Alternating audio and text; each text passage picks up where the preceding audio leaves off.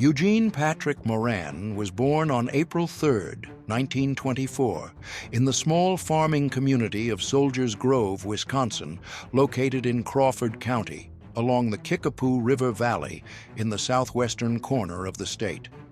The town was barely large enough to appear on most maps, with a population that rarely exceeded 600 residents. It was a place where everyone knew everyone else, where neighbors helped neighbors during harvest, and where the rhythm of life followed the agricultural calendar from spring planting through fall harvest and winter rest. The Moran family had farmed the same land for 2 generations.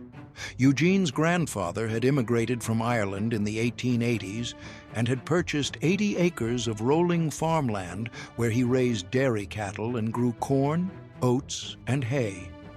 Eugene's father, Patrick Moran, had inherited the farm and expanded it slightly through careful management and hard work. The farm supported the family adequately, but never provided wealth. Farming in Wisconsin in the 1920s and 30s meant constant labor for modest returns, vulnerability to weather and market prices, and acceptance that prosperity was something other people enjoyed. Eugene was the second of 5 children, born between an older sister and 3 younger brothers.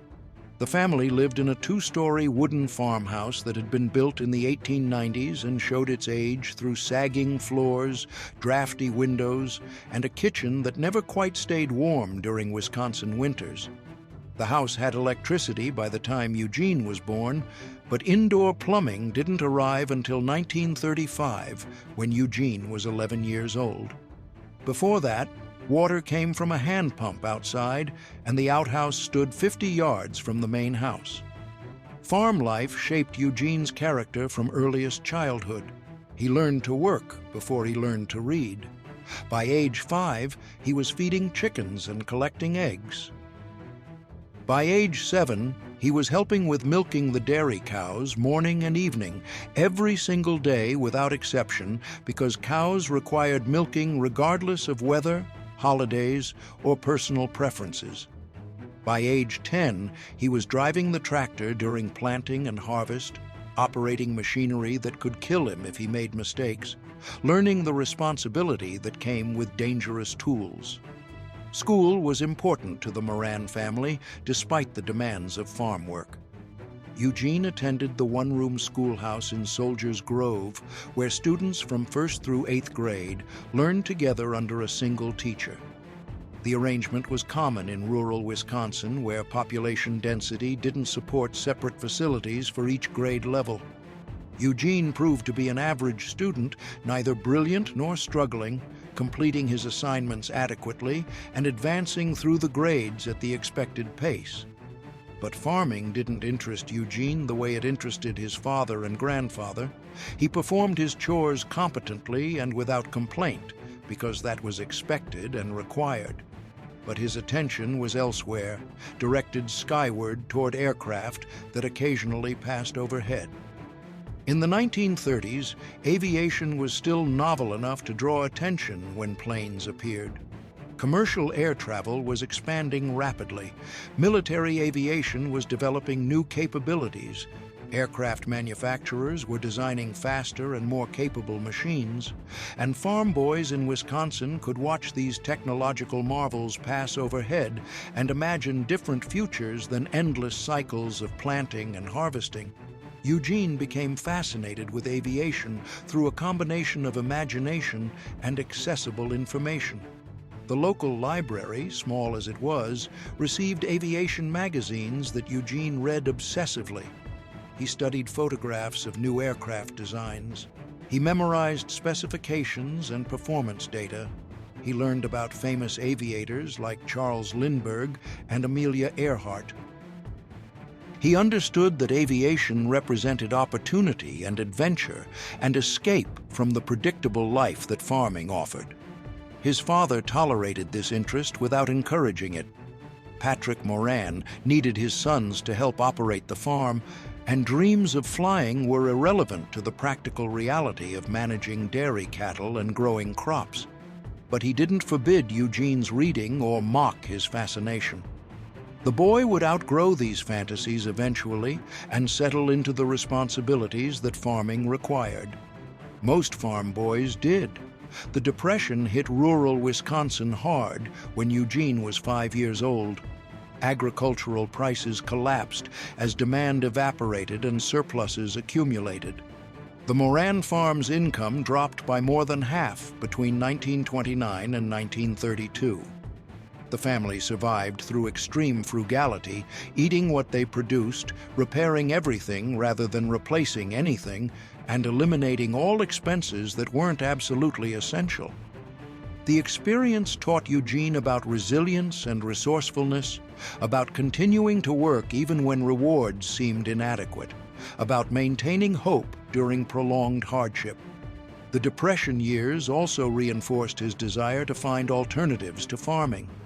He watched his father work exhaustingly hard for declining returns. He watched neighboring farms fail and families lose everything.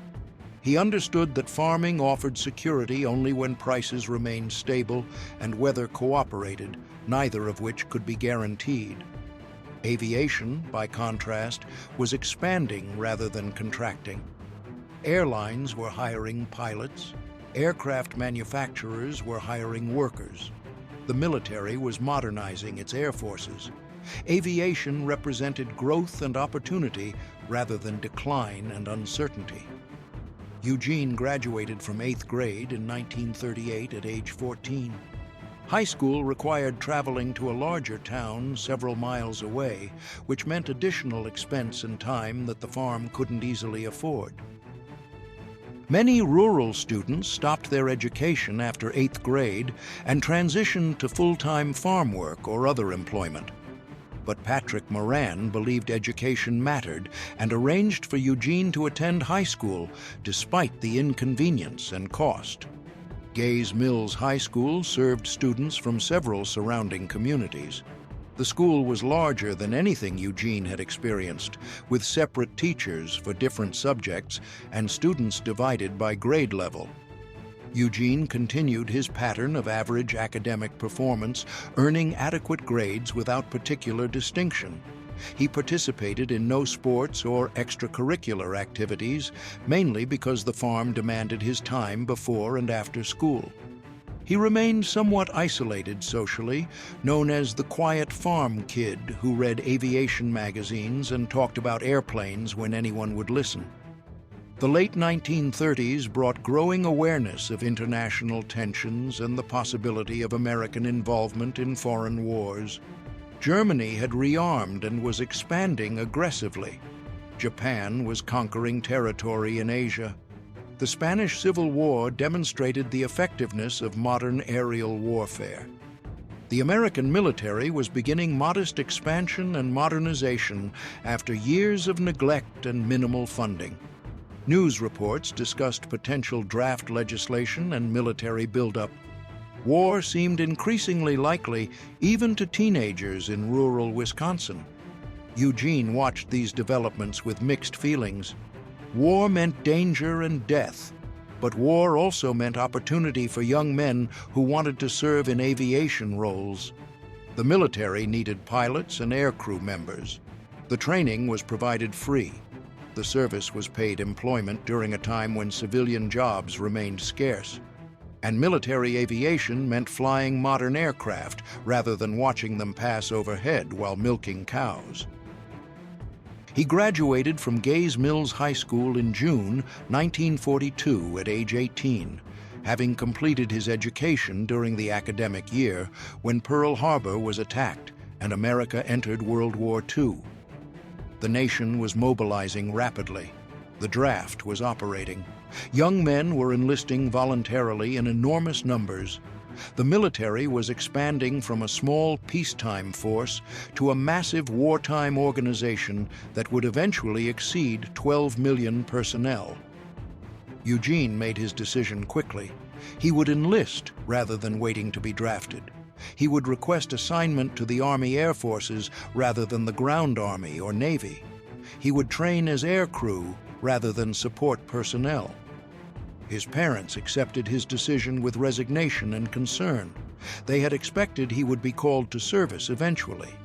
They preferred he volunteer and choose his branch rather than accept whatever assignment the draft board gave him. They worried constantly about his survival, but kept those worries private because expressing them served no useful purpose. On June 15, 1942, Eugene walked into the Army recruiting office in Prairie du Chien, Wisconsin, and enlisted for the duration of the war plus 6 months. The recruiting sergeant reviewed his background. Farm boy, high school graduate, no prior military experience, no criminal record, good physical condition from years of farm labor, decent vision and hearing, mechanically capable from operating farm equipment. He was exactly the type of recruit the Army Air Forces wanted for aircrew training. The sergeant explained the process. Eugene would report to an induction center for processing and basic training.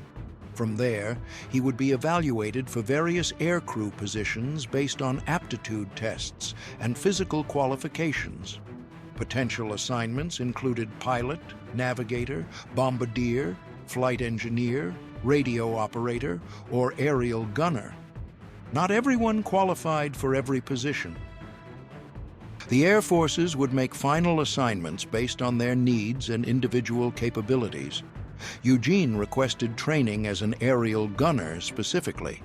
He understood he lacked the educational background and mathematical skills that pilot and navigator training required. But gunnery training was accessible to anyone with good eyesight, quick reflexes, and mechanical aptitude. He possessed all three qualities. The sergeant noted his preference and explained that preferences were considered but not guaranteed. The needs of the service determined assignments ultimately.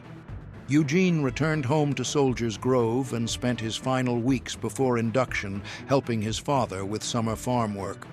The routine was familiar and comforting despite his eagerness to leave. Morning and evening milking, feeding livestock, cultivating fields, repairing equipment, the endless cycle of tasks that farming required. His younger brothers would assume his responsibilities after he departed. The farm would continue operating as it always had, though with one less worker and one more family member at risk in a distant war. He reported to Fort Sheridan, Illinois on July 20th, 1942, for induction processing. The facility was overwhelmed with new recruits arriving daily from across the Midwest. Eugene spent 3 days standing in lines, completing paperwork, undergoing medical examinations, receiving immunizations, being issued uniforms and equipment, and learning basic military procedures. The experience was simultaneously boring and overwhelming, hours of waiting interrupted by brief periods of intense activity and instruction. The medical examination confirmed Eugene was physically qualified for aircrew duty. Height 5 feet 9 inches, weight 152 pounds, vision 20/20 in both eyes, hearing normal, no chronic conditions or disqualifying injuries, blood pressure normal. The examining physician stamped his paperwork approved and sent him to the next processing station. The aptitude tests measured mechanical comprehension, spatial reasoning, and hand-eye coordination.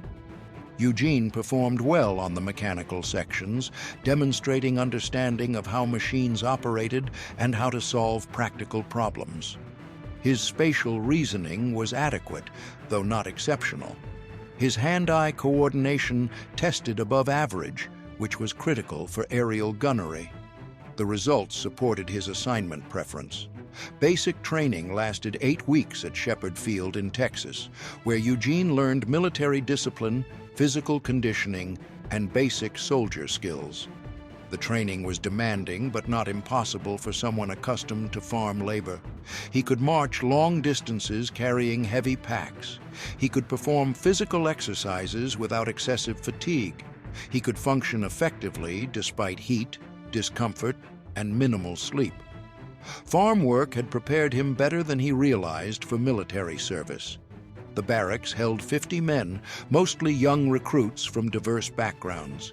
Eugene met city boys who had never seen farm animals.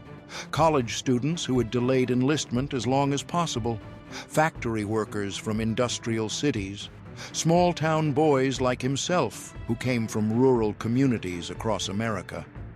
They shared little in common except age and military service, but they bonded through shared hardship and mutual support during the challenges of basic training.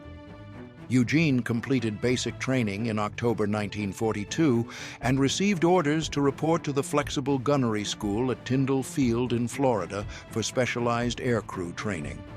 This was exactly what he had requested. Flexible gunnery meant training as a gunner on bombers or other multi-engine aircraft, operating defensive machine guns to protect the aircraft from enemy fighters.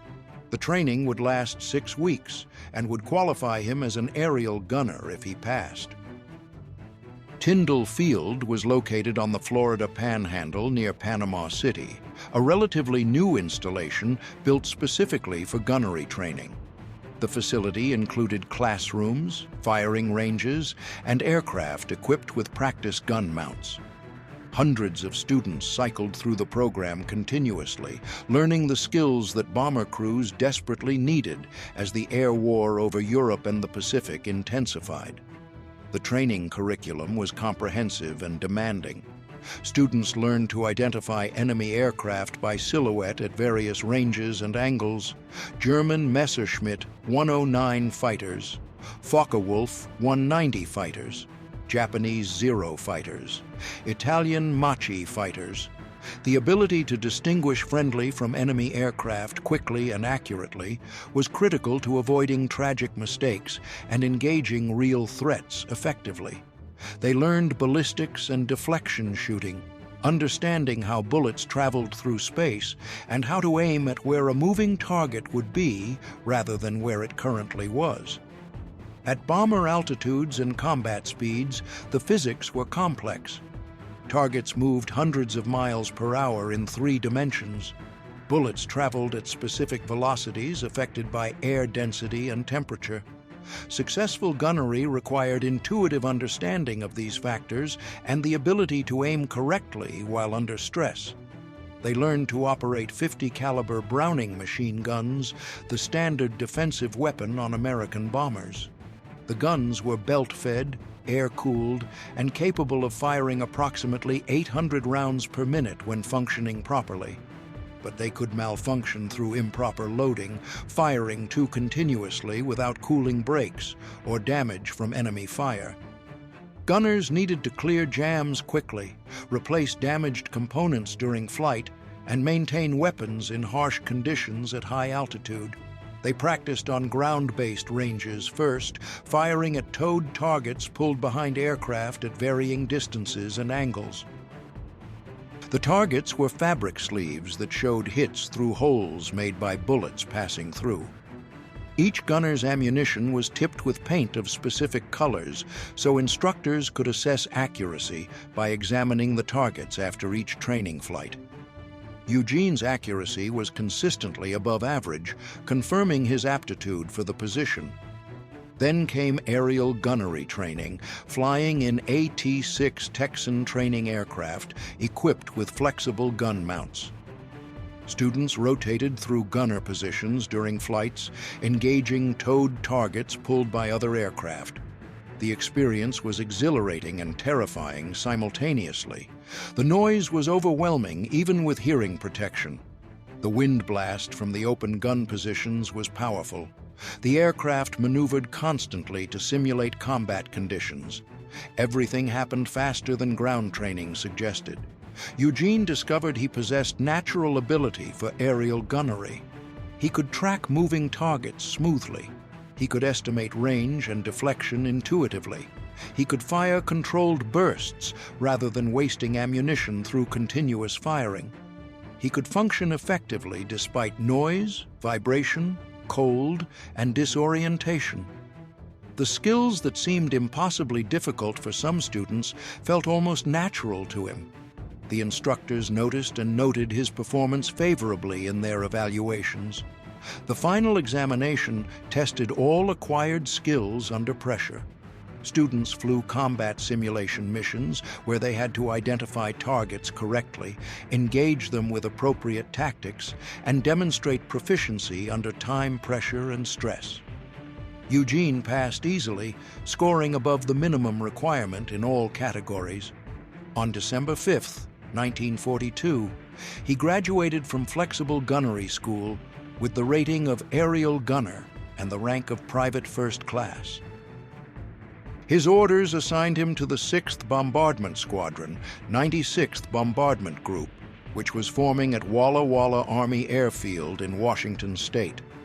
The 96th was a heavy bombardment group flying B-17 Flying Fortresses, the 4-engine bombers that would form the backbone of the American strategic bombing campaign against Germany. Eugene would serve as a tail gunner, the position that defended the bomber's most vulnerable approach angle. He traveled by train across the country to Washington, riding for 4 days through landscapes that changed from Florida swamps to desert to mountains to Pacific Northwest forests. The journey gave him time to process what was happening. 6 months earlier, he had been milking cows on a Wisconsin farm. Now, he was a trained aerial gunner heading to a bomber group that would deploy to England and fly combat missions over Germany. The transformation seemed almost impossible to believe. Walla Walla Army Airfield was a training and staging facility where bomber crews formed and prepared for combat deployment. The 96th Bombardment Group consisted of 4 squadrons, each assigned approximately 12 B-17 aircraft and their crews.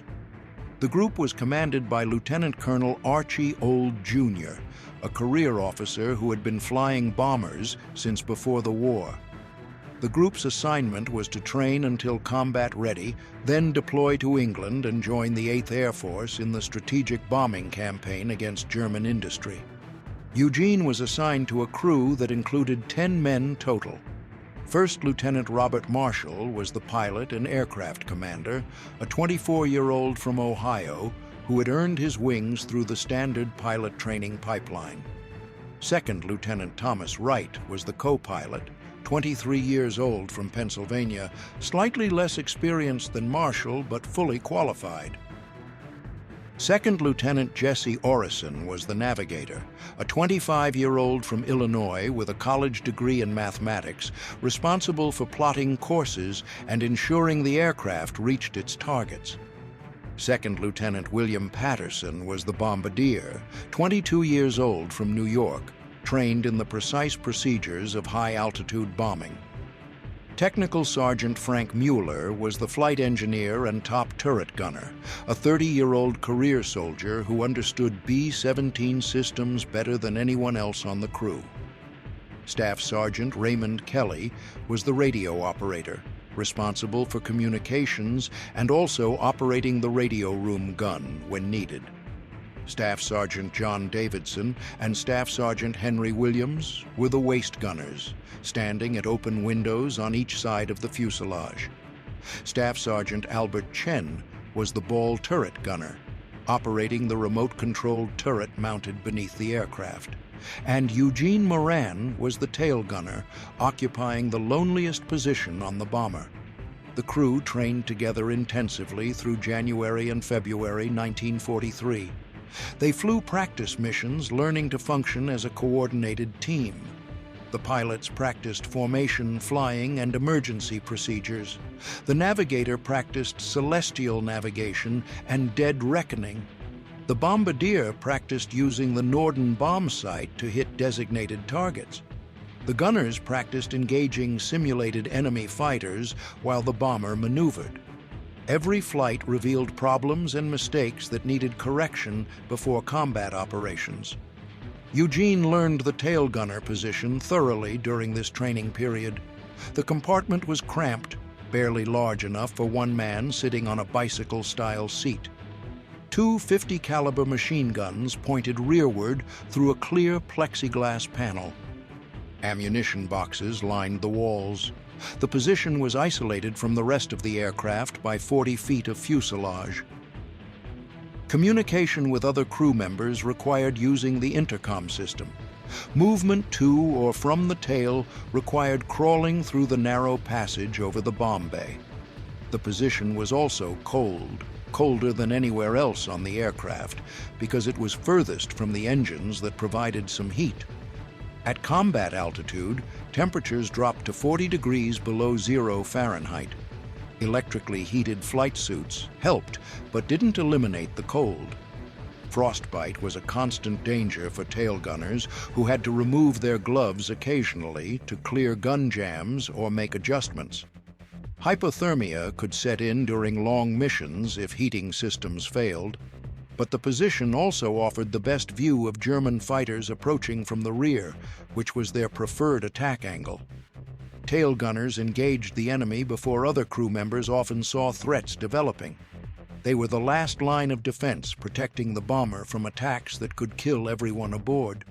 The position required courage, skill, and the ability to function alone under extreme stress.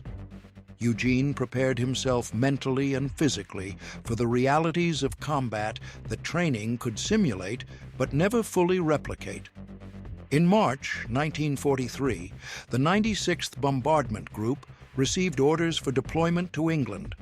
The group would fly their B-17S across the Atlantic via the northern route, stopping in Newfoundland, Greenland, Iceland, and Scotland before reaching their final base in England. The ferry flight was dangerous, even without enemy opposition. Aircraft could be lost to weather, navigation errors, or mechanical failures over the ocean where rescue was unlikely. Eugene's crew took off from Walla Walla on March 28, 1943, aboard a B-17F Flying Fortress they had named Rikki Tikki Tavi after the Rudyard Kipling story about the mongoose that fought cobras. The aircraft carried full fuel tanks, minimal armament to save weight, and the 10-man crew who would fly it in combat. The first leg to Newfoundland proceeded without incident, arriving at Gander after approximately 8 hours of flying. The subsequent legs followed the established ferry route that hundreds of aircraft had already flown. Gander to Reykjavik, Iceland, took approximately 6 hours in decent weather.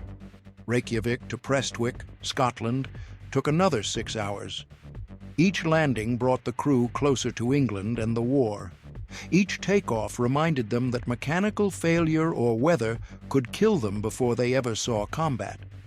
The group's assigned base was Station 388, located near the village of Snetterton Heath in Norfolk, England, approximately 100 miles northeast of London. The base had been constructed specifically for American heavy bombers, with 3 intersecting runways, hard stands for parking dozens of aircraft, maintenance facilities, barracks, mess halls, and all the infrastructure needed to support combat operations. The 96th Bombardment Group would share the base with the 4th Bombardment Group, another unit flying B-17S. Eugene arrived at Snetterton Heath in early April 1943 and began preparing for combat operations. The crews attended briefings about German defenses, typical mission profiles, survival procedures if shot down, and the brutal statistics of bomber losses. The 8th Air Force was suffering catastrophic casualties in early 1943. Missions deep into Germany were resulting in loss rates that sometimes exceeded 10%. At those rates, completing the required 25 missions to go home was statistically unlikely. The mathematics were unavoidable and terrifying. If a bomber had a 90% probability of surviving each mission, the probability of surviving 25 consecutive missions was approximately 7%. Most crews wouldn't complete their tours.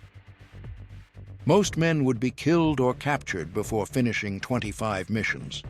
The tail gunner position was particularly dangerous because German fighters specifically targeted that position to eliminate the defensive fire protecting the bomber's rear approach. Eugene processed these statistics with the fatalism common among bomber crews. Worrying about survival didn't improve survival odds. The only controllable factors were training, discipline, and luck. He would perform his duties competently, protect his crew to the best of his abilities, and accept whatever fate delivered. Farm boys from Wisconsin understood that some things couldn't be controlled or predicted. You worked hard, did your best, and hoped circumstances favored you. The crew flew their first combat mission on May 1st, 1943, targeting the submarine pens at Saint-Nazaire on the French coast. The mission was considered a relatively easy introduction to combat. The flight to the target took approximately 4 hours. German fighter opposition was moderate. Flak over the target was heavy but inaccurate. The bombs were dropped successfully. The formation returned to England with minor damage and no losses. Eugene had fired approximately 200 rounds at enemy fighters that approached his tail position, but couldn't confirm any hits or kills. The mission counted toward his required 25. The second mission, 4 days later, went to Antwerp, Belgium, targeting industrial facilities. This mission encountered heavier fighter opposition. Eugene engaged multiple German fighters, firing sustained bursts at targets that maneuvered aggressively to avoid his fire. His guns jammed twice during the engagement, forcing him to clear the malfunctions under combat stress, while enemy fighters continued attacking. The bomber took minor damage from cannon fire but returned safely. Mission number 2 completed. Over the following months, Eugene flew additional missions to targets throughout occupied Europe and Germany itself. Each mission followed similar patterns, but with infinite variations in details. Weather affected visibility, formation integrity, and bombing accuracy. German defenses varied by target location. Some missions encountered overwhelming fighter opposition. Others faced intense flak, but few fighters. Mechanical problems developed randomly, forcing aircraft to abort missions or struggle home with reduced capability. The missions accumulated slowly because weather often prevented operations. May brought 4 combat missions total. June brought 6 more. July brought 5. August brought 7, including the catastrophic Schweinfurt mission that cost 60 bombers in a single day. Eugene's crew survived missions where nearby aircraft were shot down. They watched B-17S explode in midair. They saw parachutes blossom as crews bailed out over enemy territory. They counted empty hardstands at Snetterton Heath after missions and knew those crews were dead or captured. By November 1943, Eugene had flown 16 combat missions and was approaching the halfway point of his required 25. His aircraft, Rikki-Tikki-Tavi, showed accumulated battle damage repaired by ground crews after each mission. Patches covered holes made by flak and cannon fire. Replaced panels marked locations where damage had been too severe for simple repairs. The aircraft was worn but functional, still capable of carrying bombs to German targets and returning to England. The crew had developed cohesion and mutual trust through shared combat experience. They understood each other's capabilities and limitations. They knew who could be relied upon under pressure and who struggled with fear. Eugene had established himself as a competent tail gunner who maintained calm during attacks and used ammunition efficiently. His confirmed kill total was 0 because visual confirmation was difficult when targets went down behind the formation. But his fellow crew members credited him with driving off multiple attacks and probably damaging several enemy fighters. On November 28, 1943, the mission briefing revealed the next day's target, Bremen, Germany, a major industrial city on the Weser River. Shipyards, aircraft factories, submarine pens, and other facilities critical to German war production. The target was heavily defended by flak batteries and fighter units. The distance required flying deep into Germany without fighter escort for most of the route. Expected losses were estimated at 10% or higher. This would be mission number 17 for Eugene and his crew. Eugene spent the evening of November 28th writing a letter to his family in Soldiers Grove. He described life at Snetterton Heath without mentioning specific missions or casualties. He asked about farm activities and his younger brothers. He mentioned the weather in England was cold and wet.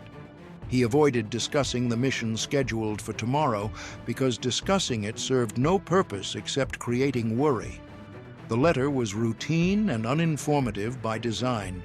Anything important couldn't be written due to censorship regulations. He tried to sleep, but managed only a few hours. Most combat crew members slept poorly before missions.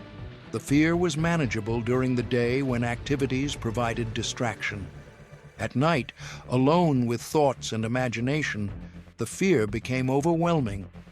Eugene lay in his bunk, listening to other crew members turning restlessly, knowing they shared his anxiety and his awareness that tomorrow some of them might die. The wake-up call came at 0400 hours on November 29, 1943. Eugene, dressed in his flight suit, gathered his equipment, and walked through the darkness to the mess hall where breakfast was available for crews flying the morning mission. He ate mechanically without tasting the food, fueling his body for the long mission ahead.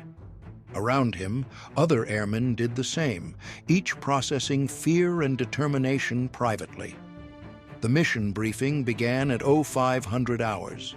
The intelligence officer pulled back the curtain covering the wall map and revealed the target: Bremen. The room filled with groans and muttered curses. Bremen meant deep penetration into Germany, heavy defenses, long flight over hostile territory.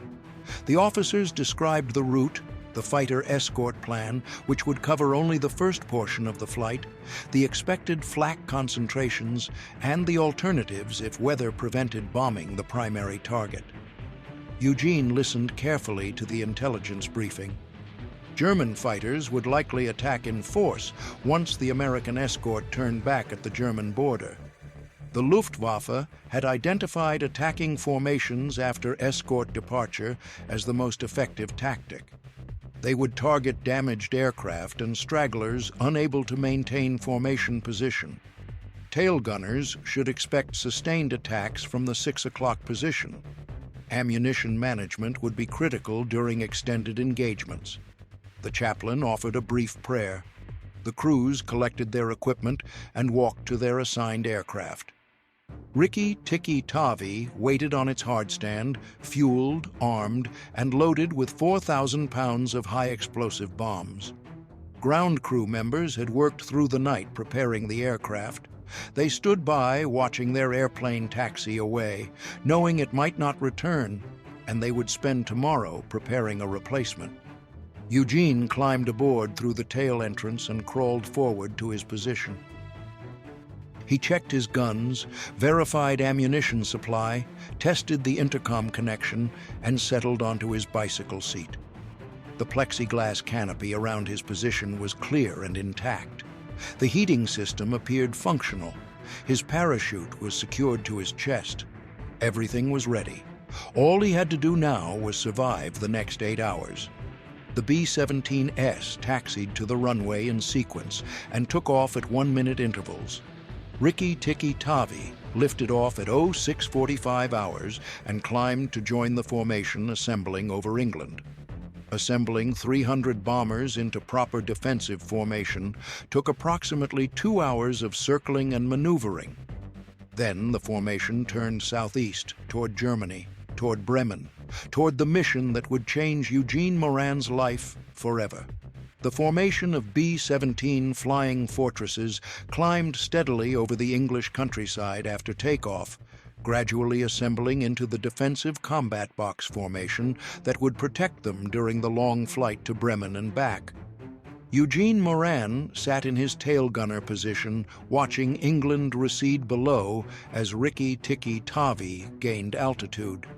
The climb to operational altitude took approximately 45 minutes, bringing the bombers to 24,000 feet, where the air was thin and cold and hostile to human survival without pressurization and heating systems.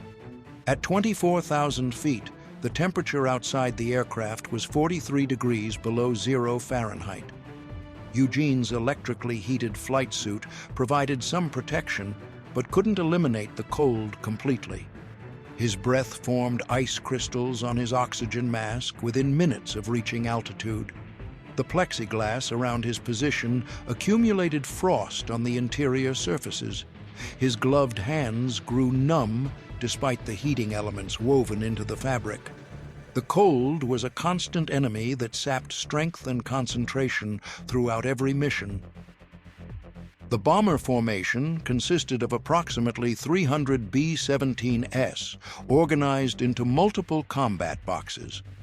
Each combat box contained 18 to 21 aircraft arranged in staggered altitude positions to provide overlapping fields of defensive fire.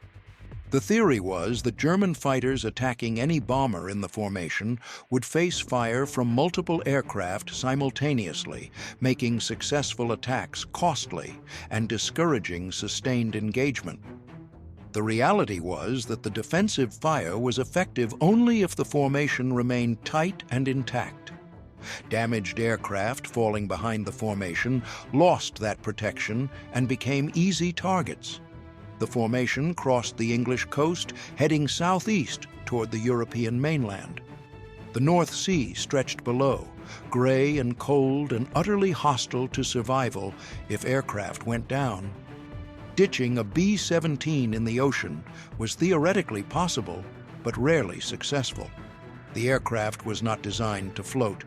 Most ditchings resulted in the bomber sinking within minutes and crews drowning if they couldn't escape quickly enough. The odds of rescue were minimal because the ocean was vast and rescue aircraft had limited range and search capabilities. Eugene checked his guns for the third time since takeoff, running through the procedures that had become automatic during training and previous missions. Both .50 caliber Brownings were loaded with full ammunition belts. The charging handles moved smoothly. The gun sights were aligned properly. The ammunition boxes were secure, and the feed mechanisms were functioning. He rotated the guns through their full range of motion, verifying no obstructions or mechanical problems that would cause malfunctions during combat. Everything appeared operational and ready. The intercom crackled with routine communications between crew members. The pilots confirmed heading and altitude with the navigator. The bombardier verified the bomb sight was functioning properly. The flight engineer monitored engine instruments and fuel consumption. The radio operator maintained communication with the formation leader and ground stations. The gunners scanned their sectors continuously, searching for German fighters that could appear at any moment from any angle. The formation reached the European coast near the German-Belgian border approximately 2 hours after takeoff. American P-47 Thunderbolt fighters had been escorting the bombers since leaving England, flying protective patrols above and around the formation. But the P-47s lacked the range to accompany the bombers all the way to Bremen and back. Their fuel state required them to turn back at the German border, leaving the bombers to continue alone into increasingly hostile airspace. Eugene watched the escort fighters waggle their wings in farewell and turn back toward England. The sight was simultaneously reassuring and ominous. Reassuring because the escort had provided protection during the vulnerable portion of the flight over the North Sea and Belgium. Ominous because the bombers were now alone and German fighters would certainly attack once they detected the unescorted formation penetrating deep into Germany. The tail gunner position would become critically important within the next hour. The German radar stations had detected the American formation shortly after it crossed the coast. Luftwaffe fighter units across northern Germany were scrambling to intercept. The German pilots knew American tactics and timing. They knew the escort fighters had limited range. They knew the optimal tactic was to wait until the escorts departed and then attack the bombers when they were most vulnerable. Intelligence reports suggested the Luftwaffe would throw everything available against the Bremen raid because the target was critically important to German war production.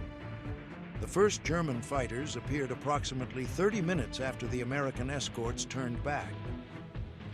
Eugene spotted them first, climbing from below and behind the formation at approximately 8,000 feet altitude below the bombers.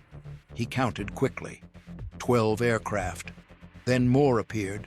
Another group diving from above, then another climbing from the port side. Within minutes, the formation was surrounded by approximately 50 German fighters, including both Messerschmitt Bf-109s and Focke-Wulf 190s.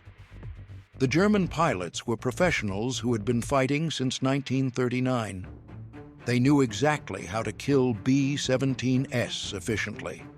The standard tactic was to attack in coordinated pairs or small groups, approaching from angles that minimized exposure to defensive fire while maximizing their own firing time. Some fighters would make head-on attacks from 12 o'clock high, diving through the formation while firing their cannons and machine guns at the most vulnerable nose sections and cockpits. Others would attack from the sides at 3 o'clock or 9 o'clock positions, targeting engines and fuel tanks.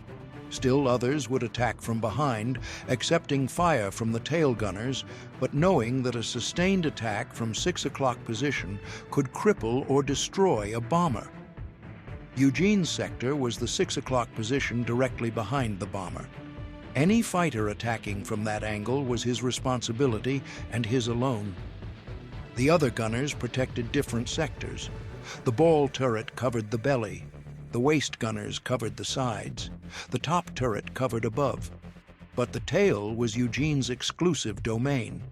If German fighters broke through his defensive fire from behind, they could pour cannon rounds into the aircraft without facing significant opposition. The first attack came from 6 o'clock low, exactly as Eugene had anticipated. 2 Messerschmitt 109s climbed toward Rikki-Tikki-Tavi in a coordinated approach, one slightly behind and below the other. The tactic was designed to split the tail gunner's attention. If Eugene engaged the lead fighter, the second would have an unobstructed shot. If he engaged the second fighter, the lead would attack unopposed. The solution was to engage both rapidly, forcing them to break off before achieving effective firing position. Eugene pressed his shoulders against the armored steel plate behind his seat and squeezed both triggers. The twin .50 calibers roared to life with a sound and vibration that filled the tail compartment. Tracer rounds streaked toward the lead Messerschmitt at approximately 2,600 feet per second. Eugene fired in controlled 2-second bursts rather than continuous fire, conserving ammunition and preventing barrel overheating. The first burst passed ahead of the target. He adjusted aim slightly aft and fired again. This burst connected. He saw impacts sparkle on the Messerschmitt's engine cowling. The lead fighter broke right and dove away, trailing a thin stream of white smoke that indicated coolant leak or minor damage. Eugene immediately shifted his aim to the second Messerschmitt, which was now climbing toward effective firing range. He fired another 2-second burst. The rounds converged on the fighter's right wing. The German pilot saw the tracers approaching and broke left, abandoning his attack run. Both Messerschmitts withdrew to regroup and make another attempt. Eugene had expended approximately 320 rounds in those 3 bursts. His ammunition supply totaled approximately 3,000 rounds in the tail position. At this rate of expenditure, he had enough ammunition for perhaps 25 to 30 engagements. But if the German attacks continued with the intensity suggested by the number of fighters circling the formation, his ammunition might not last until the bombers escaped German airspace. Ammunition management would be critical. The intercom filled with urgent communications as other crew members engaged fighters attacking from different angles. The top turret gunner reported 2 Focke-Wulfs diving from 12 o'clock high. The waist gunners called out fighters approaching from 3 o'clock and 9 o'clock simultaneously. The ball turret gunner engaged a Messerschmitt attacking from directly below. The bomber formation was under sustained coordinated attack from multiple directions. The defensive fire from 300 bombers filled the sky with tracers and spent brass casings. Eugene engaged another pair of Messerschmitts attacking from 6 o'clock, forcing them to break off before achieving effective range. Then a single Focke-Wulf 190 made a bold approach from directly behind, climbing rapidly while firing its cannons. Eugene tracked the fighter smoothly and fired a longer burst, approximately 3 seconds. The rounds converged on the Focke-Wulf's fuselage and wing root. The fighter shuddered, rolled inverted, and spiraled downward, trailing black smoke. Eugene couldn't confirm whether it crashed or the pilot recovered control at lower altitude, but the aircraft was clearly damaged and out of the fight. The German attacks continued relentlessly as the formation approached Bremen. Wave after wave of fighters made coordinated passes, targeting specific bombers and attempting to cripple them enough to force them out of formation. Eugene fired repeatedly at fighters approaching his sector, using ammunition at a steady rate that worried him but couldn't be avoided. If he stopped shooting, the fighters would press their attacks home and destroy Rikki-Tikki Tavi. If he continued shooting at this rate, he would exhaust his ammunition before reaching safety. There was no good solution, only the least bad option of continuing to fight and hoping his ammunition lasted long enough. Approximately 15 minutes from the target, Bremen's anti-aircraft defenses opened fire. The German flak batteries surrounding the city were among the heaviest concentrations in Europe. Hundreds of 88mm guns fired shells that exploded at predetermined altitudes, creating clouds of shrapnel that could shred aircraft passing through the barrage. The shells were timed using sophisticated predictors that calculated the formation's altitude, speed, and heading to position explosions where the aircraft would be rather than where they currently were. The sky ahead filled with black bursts of exploding flak shells. Each burst created a sphere of deadly metal fragments traveling at tremendous velocity. A direct hit would destroy a B-17 instantly. A near miss could cause catastrophic damage to engines, control surfaces, or critical systems. Even fragments striking the fuselage could kill crew members or damage equipment. The bombers had to fly straight and level through the flak field during the bomb run because evasive maneuvering would prevent accurate bombing and waste the entire mission. Eugene felt the bomber shudder as flak fragments struck the airframe. The sounds were distinctive. Small fragments made sharp pinging sounds like hail on a tin roof. Larger fragments made deeper thuds as they punched through aluminum skin. Very close bursts created pressure waves that rocked the entire aircraft. The crew had no protection against flak, except the armor plating around critical positions and the hope that fragments would miss vital areas. Most flak casualties occurred from fragments entering the aircraft through thin aluminum skin and striking crew members randomly. The formation tightened up for the bomb run. The lead bombardier in the formation would release his bombs using the Norden bomb site's sophisticated optics and calculations. The other bombardiers would release when they saw the lead aircraft's bombs drop, creating a pattern of impacts across the target area. The technique was called pattern bombing, and it sacrificed individual accuracy for concentrated destructive effect across a wider area. If the lead bombardier aimed correctly, the pattern would saturate the target. If he erred, all the bombs would miss. Rikki-Tikki Tavi's bombardier announced on the intercom that he had visual identification of the target. The shipyards and industrial facilities along the Weser River were visible through the bomb site, despite smoke from earlier attacks. The aircraft was on the proper heading. Altitude was correct.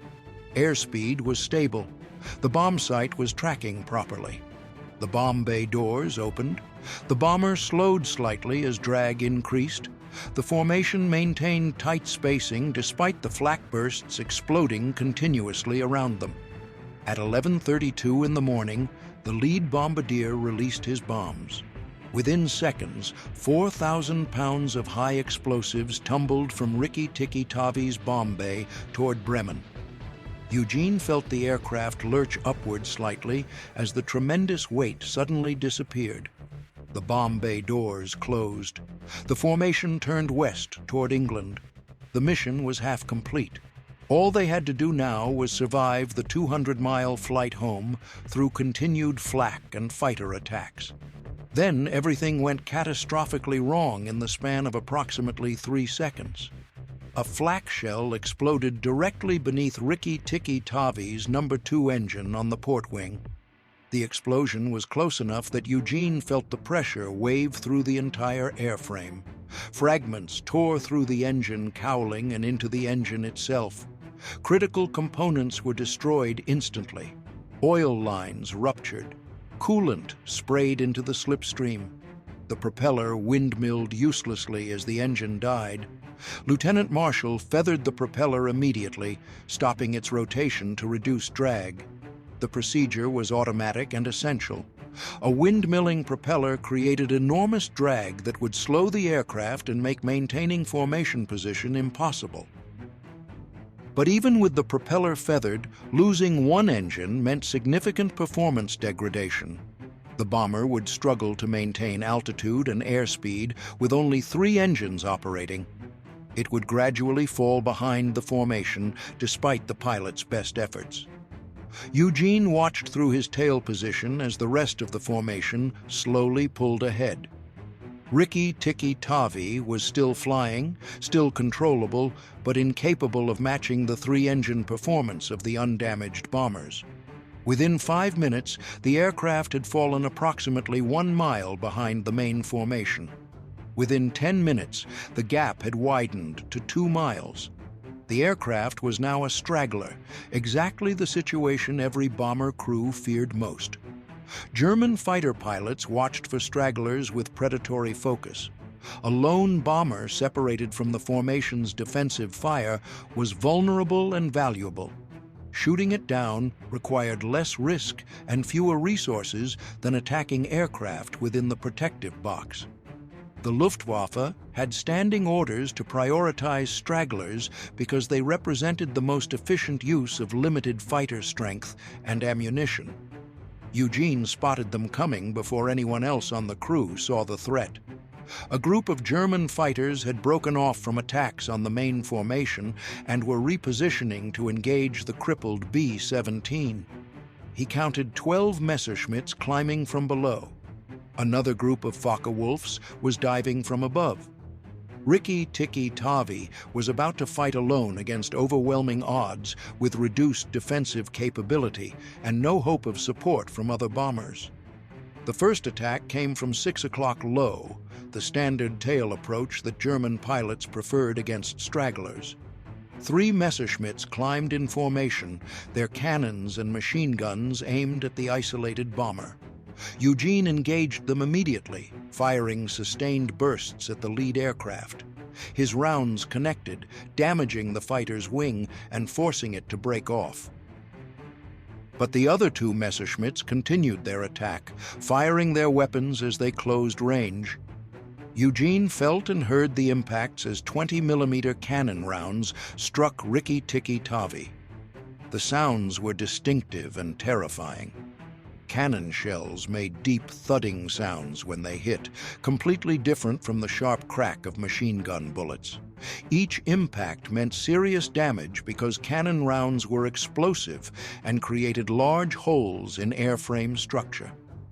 The bomber shuddered as multiple rounds struck the fuselage and tail section.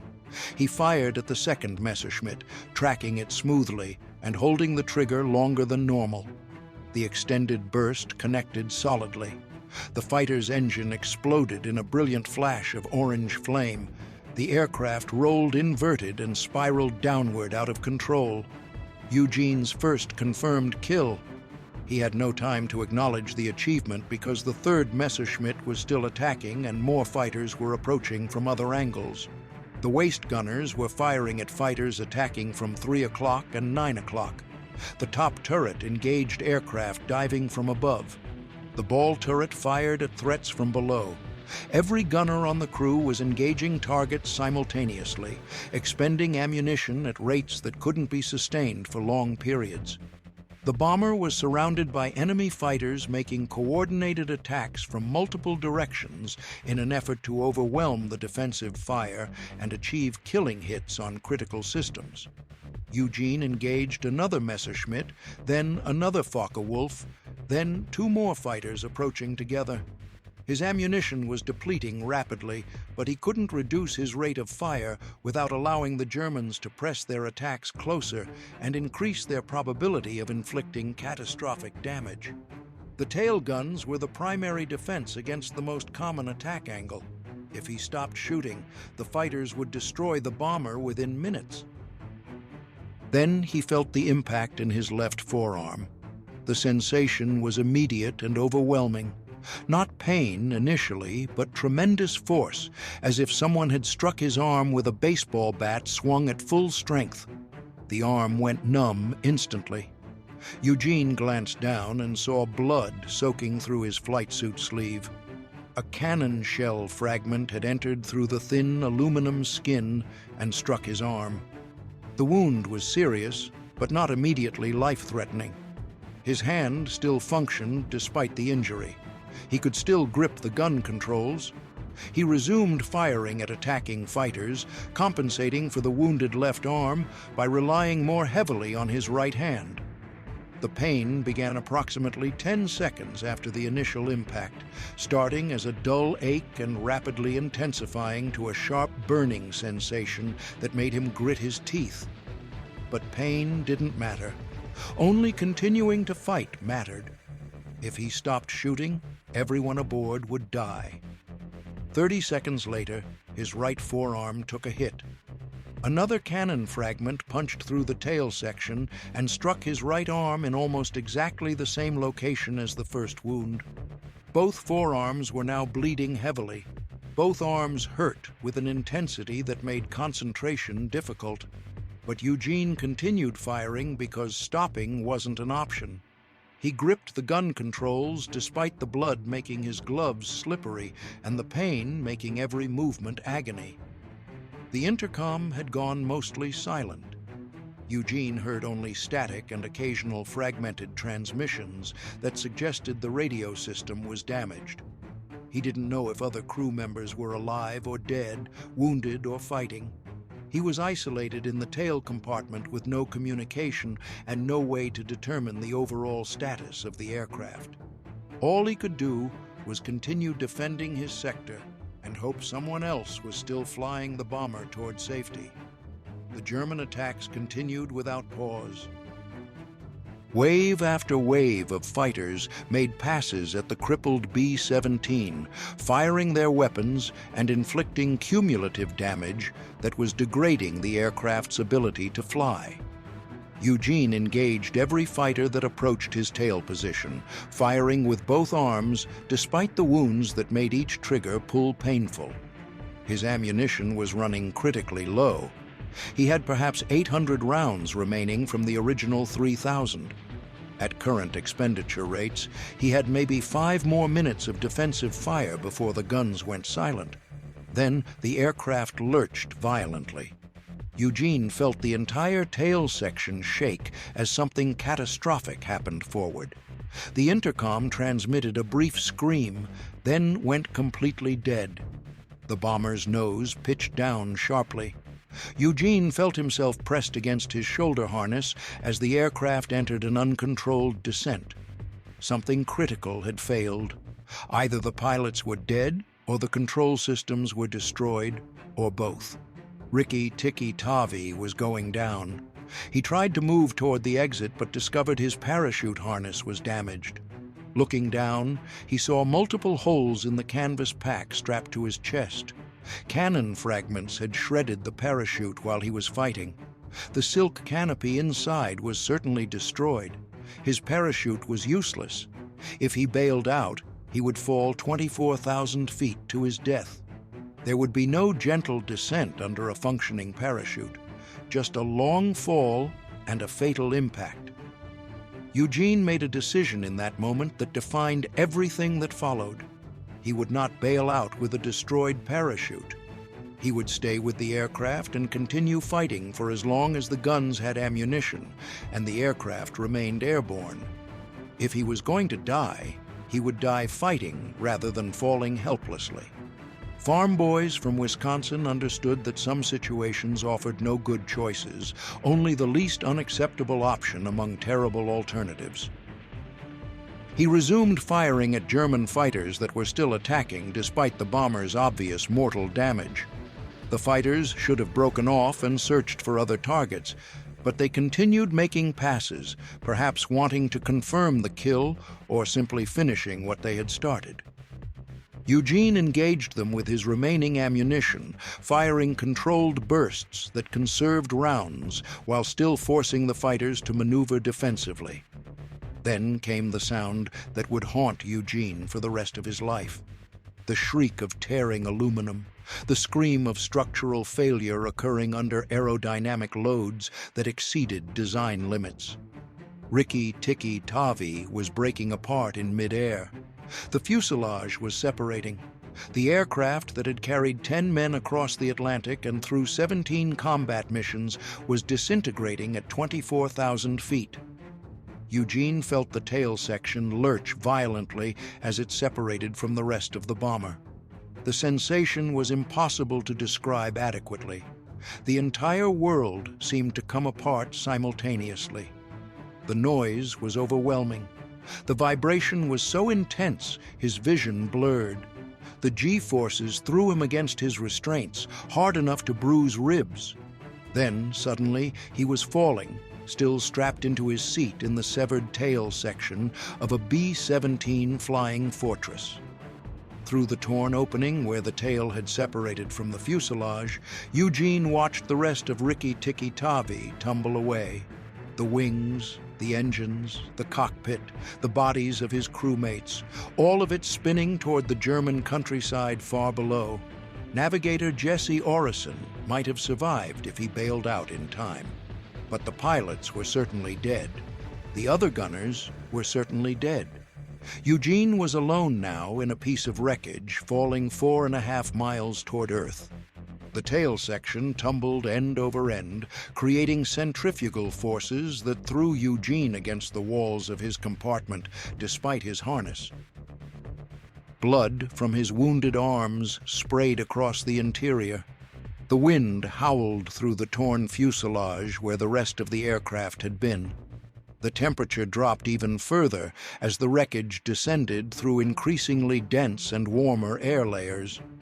Eugene's wounded arms screamed with pain from the violent motion, but he was powerless to stabilize himself or control the tumbling. The German fighters were still visible, circling the falling wreckage. Some pilots were probably taking photographs to document the kill. Others were simply watching to see what happened. Eugene grabbed his machine guns with bleeding hands and did something that defied all rationality and logic. He started shooting at them. The tail section was spinning wildly, making accurate aim impossible.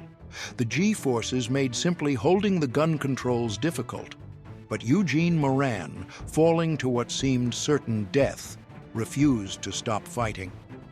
Tracer rounds arced wildly through the sky as the tail section rotated. The firing was completely ineffective for causing damage, but psychologically devastating for the German pilots. They had never encountered anything like this. A man falling in a piece of wreckage, clearly doomed, still trying to kill them with machine guns fired from a tumbling platform. Several fighters scattered, breaking off their circling pattern to avoid the crazy American who wouldn't accept death. One Messerschmitt flew too close to the falling wreckage. Eugene's wildly firing guns connected through pure chance rather than skill. Rounds struck the fighter's fuselage. The Messerschmitt pilot reacted instinctively, braking hard right and diving away from the falling tail section. Whether the fighter was actually damaged or the pilot simply wanted distance from the insane situation was unclear. But the Germans stopped circling and withdrew, leaving Eugene to fall alone. The altimeter in the tail section was shattered, but Eugene could estimate altitude roughly by watching the ground grow larger. He had perhaps 90 seconds from separation until impact. The terminal velocity for a human body was approximately 120 miles per hour. The tail section weighed several thousand pounds and was less aerodynamic than a human body, so it should have fallen faster. But the vertical stabilizer and horizontal stabilizers were acting like crude wings, creating drag and lift that slowed the descent. The tumbling gradually stabilized into something approaching controlled flight. The stabilizers caught air and generated lift. The descent rate decreased from terminal velocity plunge toward something slower, though still far too fast for survivable impact. Eugene was no longer spinning wildly, but gliding downward at a steep angle. The sensation was surreal and terrifying. He was riding a piece of airplane wreckage like a sled down an invisible slope 4 miles high. The ground was 2,000 feet below and approaching rapidly. Eugene could see individual trees in the forests. He could distinguish roads and fields and buildings. He was falling toward a wooded area, which was probably better than open farmland. Trees might slow the impact, or they might impale him. Either way, impact was coming within seconds, and there was nothing he could do except hold on and hope. The tail section struck the top of a pine tree at approximately 100 miles per hour. Branches as thick as a man's arm snapped like matchsticks. The vertical stabilizer caught on a trunk and tore away, spinning off into the forest.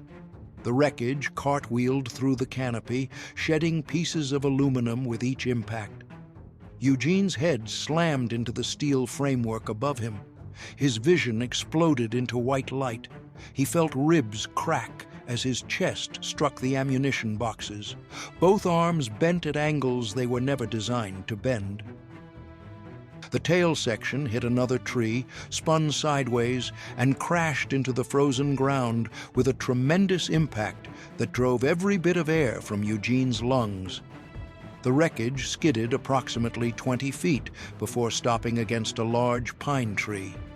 Then silence. Complete and absolute silence, broken only by the creaking of stressed metal and the dripping of various fluids from damaged systems. Eugene Moran was alive. Barely alive, catastrophically injured, but breathing and conscious. He had just survived a fall of approximately 24,000 feet without a functional parachute by riding a severed tail section of a B-17 bomber through a forest canopy that had slowed his descent just enough to prevent instant death. The survival was statistically impossible and physically improbable. But it had happened. He was on the ground in enemy territory, wounded almost beyond recognition, but alive. He tried to move and discovered the full extent of his injuries. Both forearms were shattered, compound fractures with bone protruding through skin. His ribs were broken, making every breath an exercise in agony. His head had a massive wound where a piece of skull had been torn away, exposing brain tissue to the freezing air. Blood poured from numerous smaller wounds across his body. He was dying slowly from blood loss and trauma and exposure. But he was alive right now, which was more than anyone could have expected. He heard voices approaching through the trees. German voices, soldiers coming to investigate the crash site. They would find an American airman with injuries so severe that survival seemed impossible. What they would do with him was entirely uncertain. German treatment of captured Allied airmen varied from correct military procedures to summary execution, depending on circumstances and the soldiers involved. Eugene had no way to resist or escape. He could barely remain conscious. His fate was now completely in German hands. The soldiers emerged from the trees with rifles raised, surrounding the wreckage cautiously. They stared at the American lying in the mangled tail section, at the blood covering everything, at the exposed skull and broken arms, and the expression of defiant consciousness on a face that should belong to a corpse. One soldier lowered his rifle and approached slowly. He looked at Eugene's wounds and shook his head. The American was clearly dying. Medical attention might save him or might simply prolong suffering.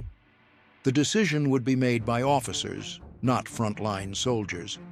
They searched Eugene roughly, ignoring his screams of pain as they moved his shattered arms. They found his dog tags identifying him as Staff Sergeant Eugene P. Moran, serial number 375142286, United States Army Air Forces. They examined his destroyed parachute and understood he had fallen without proper equipment. They looked at the wreckage and tried to comprehend how anyone could survive such catastrophic destruction. Then they left him lying on the frozen ground while someone ran to get transportation and instructions. Eugene lay there bleeding into the German soil, consciousness fading and returning in waves, aware only that he was alive against all probability and all logic. He had fallen 4.5 miles. He had ridden a piece of wreckage through a forest. He had crashed into frozen ground at speeds that should have killed him instantly. And he was still breathing, still conscious, still refusing to die despite injuries that were individually life-threatening and collectively unsurvivable. The next chapter of Eugene Moran's war was about to begin. Not the war of flying bombers and shooting at fighters, but the war of surviving capture, surviving medical neglect, surviving brutal imprisonment, and ultimately surviving the unsurvivable. The farm boy from Wisconsin, who had watched airplanes pass overhead and dreamed of flying, had just accomplished something that would be studied and discussed for decades. He had fallen from the sky without a parachute and lived. One of only 3 men in the entire Second World War who would achieve that impossible feat. And his war was far from over. The German soldiers loaded Eugene Moran onto a rough wooden cart with no stretcher, no blankets, and no medical supplies. They handled him carelessly, grabbing his shattered arms and broken ribs without concern for the screams of agony that each movement produced. The soldiers were frontline infantry who had been fighting since the invasion of Poland in 1939. They had seen countless wounded men and felt little sympathy for an enemy airman whose bomber had just dropped explosives on German cities and killed German civilians. The cart was pulled by a single horse along frozen dirt roads that had been rutted by military traffic and winter weather. Every jolt and bump transmitted directly through the wooden boards into Eugene's broken body. His shattered forearms flopped uselessly with each impact. His broken ribs ground against each other with movements that made him gasp and cry out, despite attempts to remain silent. The wound on his skull, where bone and brain tissue were exposed to freezing air, created pain beyond anything he had experienced or imagined possible. The journey lasted approximately 4 hours, though Eugene's sense of time was distorted by pain and intermittent unconsciousness. The cart traveled from the crash site near the village of Syke to a German military facility whose exact nature Eugene could never determine. He remembered being carried inside a building. He remembered being dropped onto a cold concrete floor. He remembered German voices discussing him in words he couldn't understand, but in tones that suggested they expected him to die soon. No doctor came, no medic appeared. No one offered water or bandages or morphine or any form of medical assistance. The facility apparently lacked medical resources or personnel willing to waste limited supplies on an enemy airman with catastrophic injuries.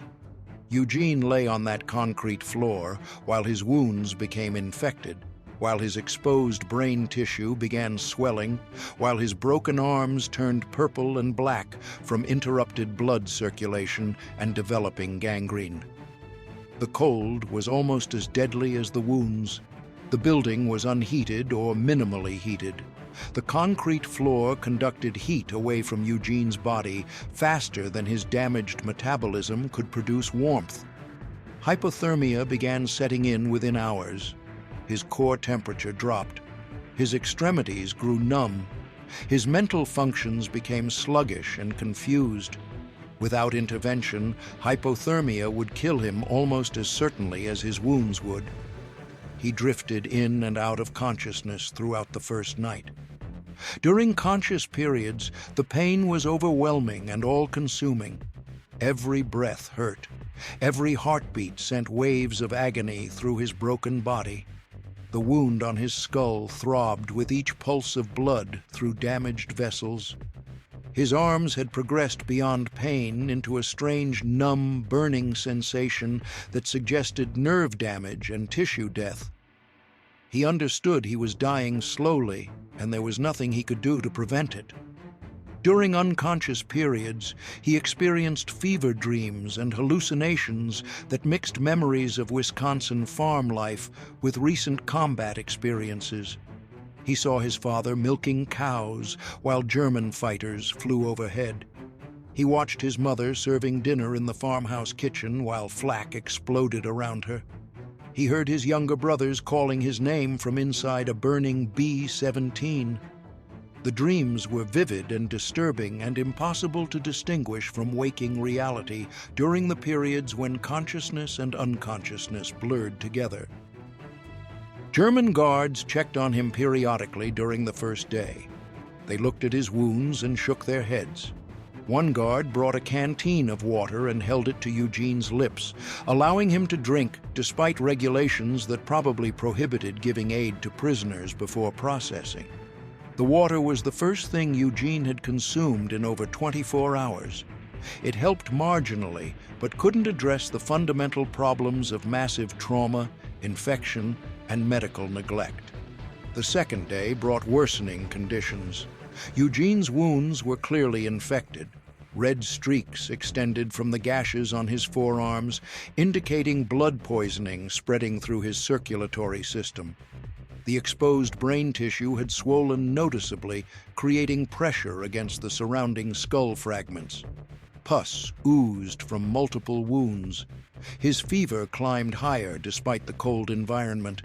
Delirium became constant rather than intermittent. He was approaching the point where death became inevitable regardless of medical intervention.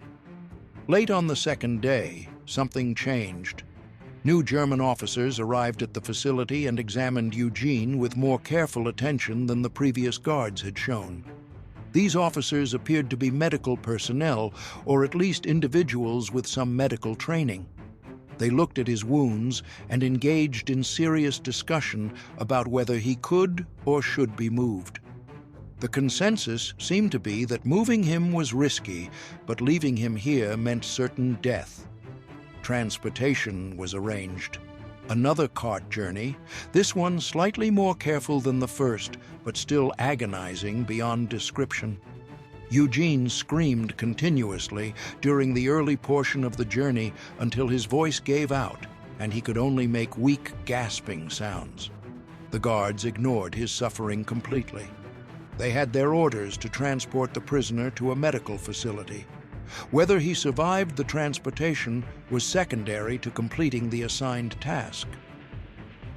The destination was a prisoner of war hospital, a converted civilian building in a town whose name Eugene never learned. The facility held wounded Allied airmen and soldiers who had been captured on various fronts. German military doctors performed initial triage on incoming prisoners, determining who would receive treatment and who would be left to die based on severity of injuries, probability of survival, and available resources. Eugene's injuries placed him firmly in the category of beyond saving. Multiple catastrophic traumas, massive infection, exposure and hypothermia, probability of survival near zero even with optimal medical care, which wasn't available. But the hospital held a secret that would save Eugene's life. Among the prisoners working as medical staff were two Serbian doctors, military physicians who had been captured on the Eastern Front during the German invasion of Yugoslavia in 1941. The Germans had discovered these men were physicians and had pressed them into service treating wounded prisoners. The arrangement benefited the Germans by freeing their own doctors for more important patients while still providing minimal medical care that satisfied international conventions regarding treatment of prisoners of war. The Serbian doctors were named Dr. Stefan Petrovic and Dr. Milan Jovanovic. Both were experienced surgeons who had practiced in Belgrade before the war. Both had been captured while serving as military medical officers with Yugoslav forces. Both had spent nearly 3 years treating wounded prisoners with inadequate equipment, insufficient supplies, and almost no anesthesia or antibiotics. They had developed improvised techniques and creative solutions for medical problems that properly equipped hospitals would solve routinely, but which were nearly impossible in prisoner of war facilities. Dr. Petrovic examined Eugene on the evening of the 3rd day after the crash. He saw immediately that the American was dying. The infections were advanced. The brain swelling was severe. The broken bones had been untreated for days and were beginning to heal improperly.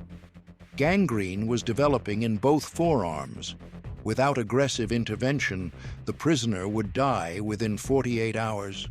With intervention, he might survive, though the probability was low and the required procedures would be extremely difficult given available resources. Dr. Petrovic discussed the case with Dr. Jovanovic in Serbian, a language the German guards couldn't understand.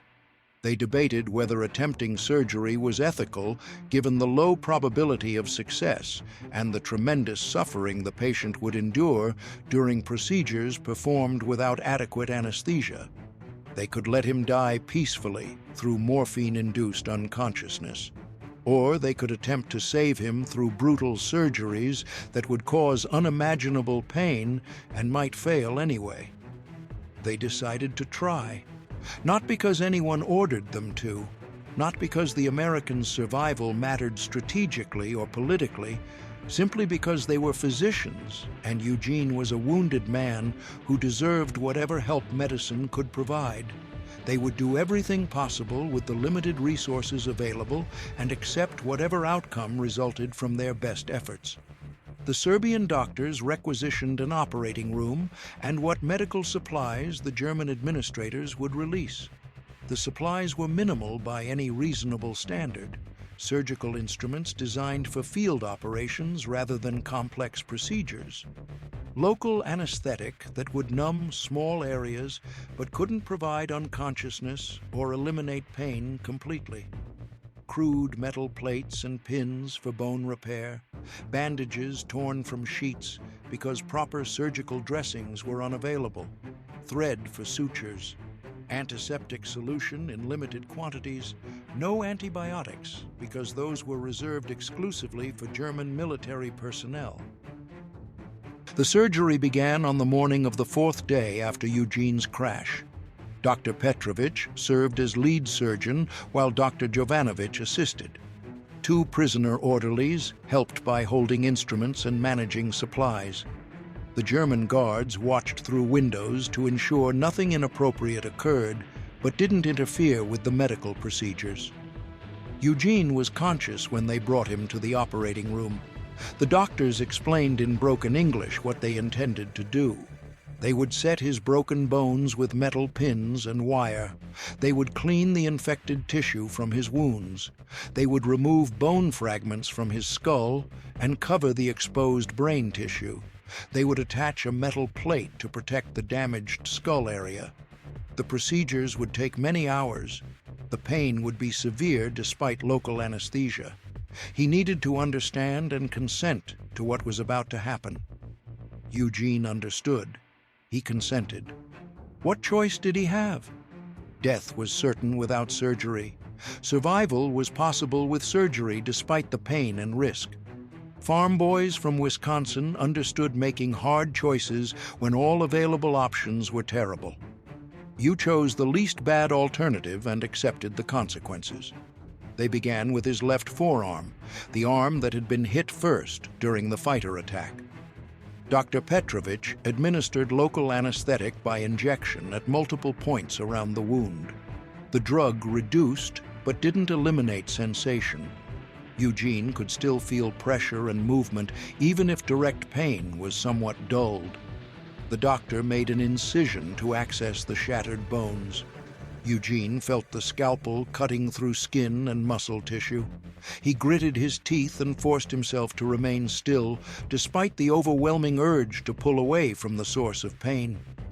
The bone fragments had to be aligned properly before pinning.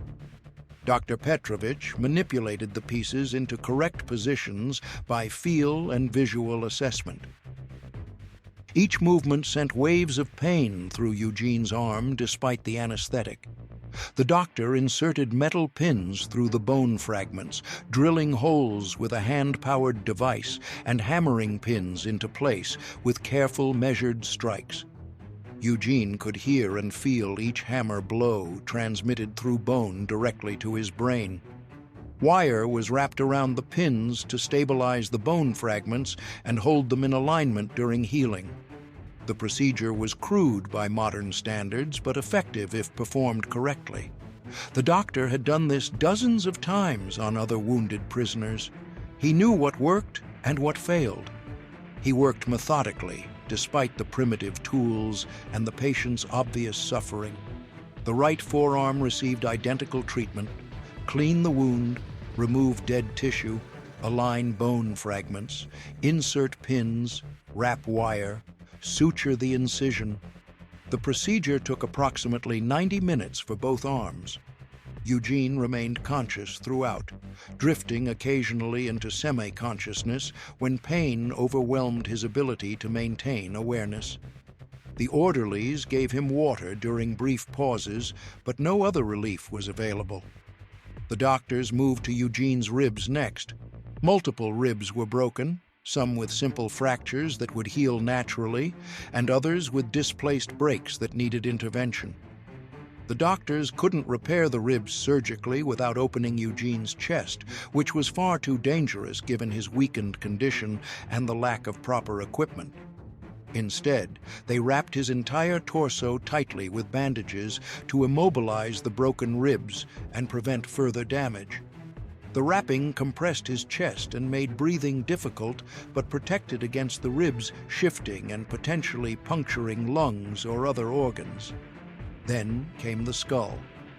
This was the most dangerous and delicate part of the entire surgery. The wound on Eugene's head had exposed approximately 3 square inches of brain tissue. Bone fragments surrounded the opening, some attached to the skull and others completely separated. The brain tissue itself was swollen and showed signs of infection.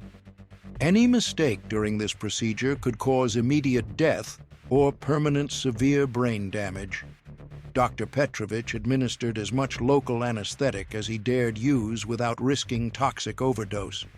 The drug would reduce sensation in the scalp and outer tissue, but couldn't affect the brain itself, which lacked pain receptors. The primary danger wasn't pain during brain exposure, but infection, swelling, and damage to critical structures during manipulation. The doctor carefully removed loose bone fragments that couldn't be salvaged. He cleaned the wound thoroughly, flushing with antiseptic solution and removing infected tissue. He examined the exposed brain visually and determined that the damage appeared superficial. The tissue was swollen but showed no obvious tears or crushing injuries. With proper protection and time to heal, the brain would probably recover function. But the skull opening needed covering to protect the brain from further injury and infection. Dr. Petrovich had prepared a metal plate, a crude piece of surgical steel that had been sterilized and shaped roughly to match the skull contour. The plate was larger than the opening to allow secure attachment to intact skull bone surrounding the wound. The doctor positioned the plate carefully and used small screws to attach it to the skull. Each screw had to be driven through the plate and into bone without penetrating too deeply and damaging the brain beneath. Eugene felt pressure and vibration as the doctor worked.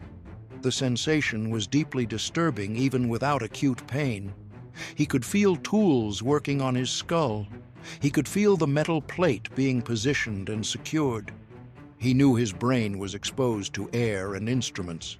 The psychological impact was almost worse than the physical sensations. The doctor completed the plate attachment and covered it with tissue salvaged from the wound area. He sutured the scalp closed over the plate, creating as much protection as possible from infection and future injury. The metal plate would remain permanently in Eugene's skull. It was crude and would cause chronic pain and headaches for the rest of his life. But it would protect his brain and allow him to survive injuries that would have killed him without intervention. The surgery lasted approximately 7 hours from beginning to final sutures.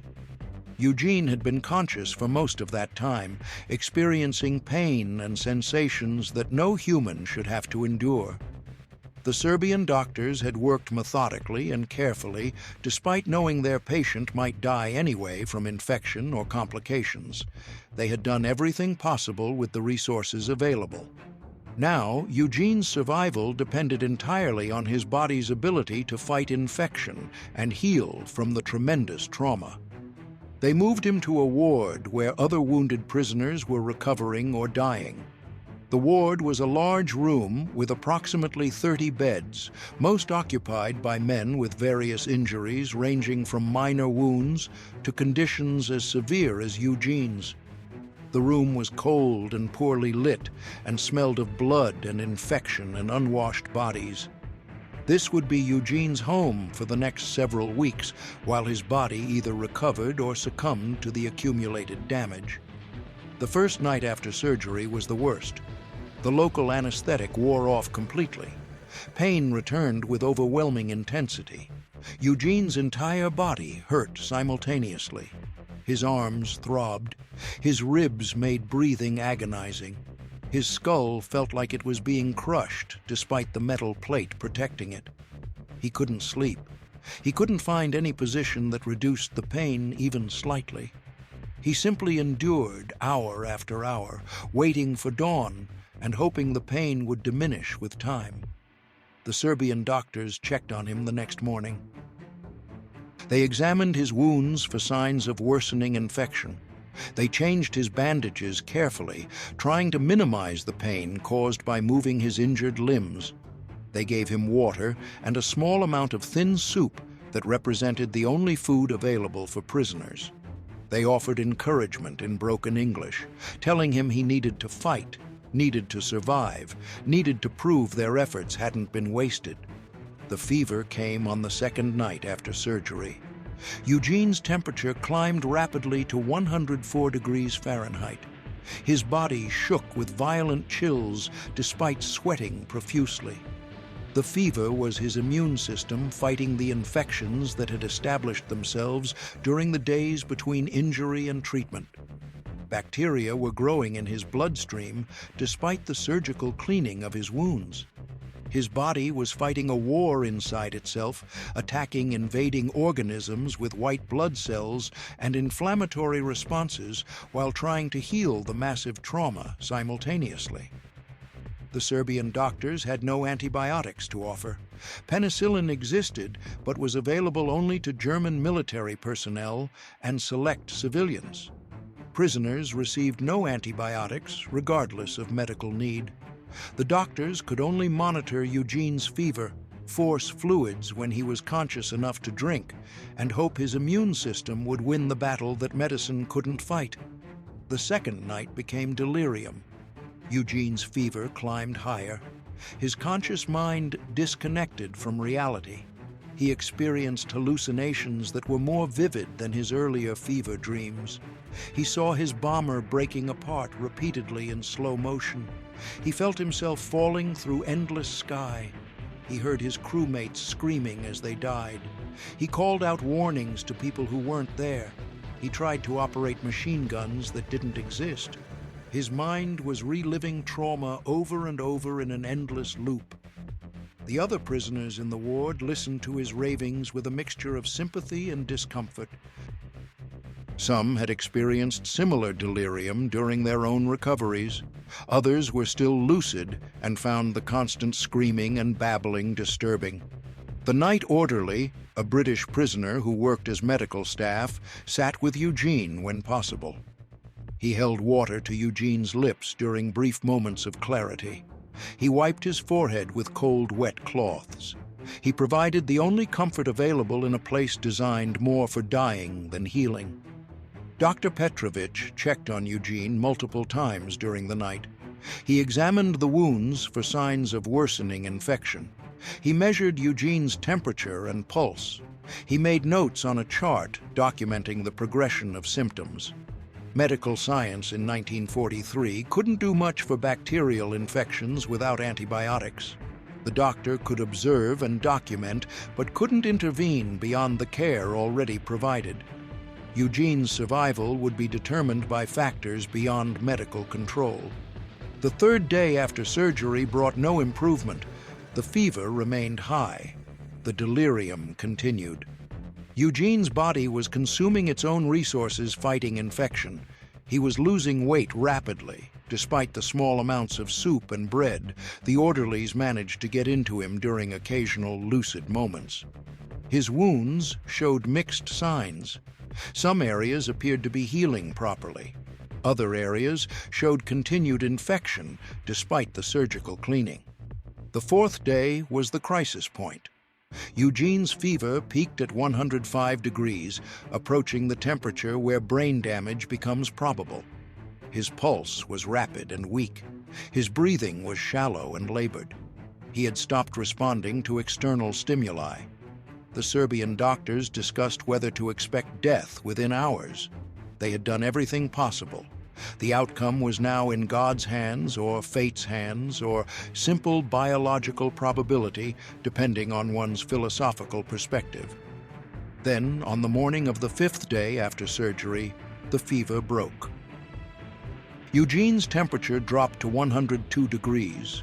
His pulse stabilized.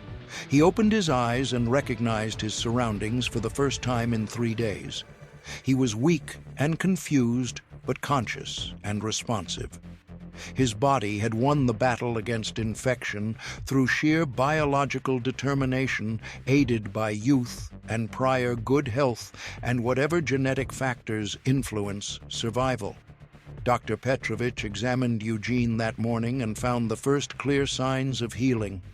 The wounds around the metal pins in his arms were beginning to close. The tissue around his skull plate was starting to form protective scar tissue. The infection remained, but was no longer advancing. The fever had broken before causing permanent brain damage. Eugene Moran was going to survive. The news spread through the ward quickly. The American who fell 4 miles without a parachute, the tail gunner who kept shooting while falling, the man with brain exposed and arms shattered who survived surgery without proper anesthesia and overcame infection without antibiotics. His survival seemed miraculous to the other prisoners who had watched him hover near death for days. Some credited the Serbian doctor's skill, others credited Eugene's willpower. Most understood it was probably both plus remarkable luck. Recovery was slow and painful. Eugene remained bedridden for 2 weeks after the fever broke.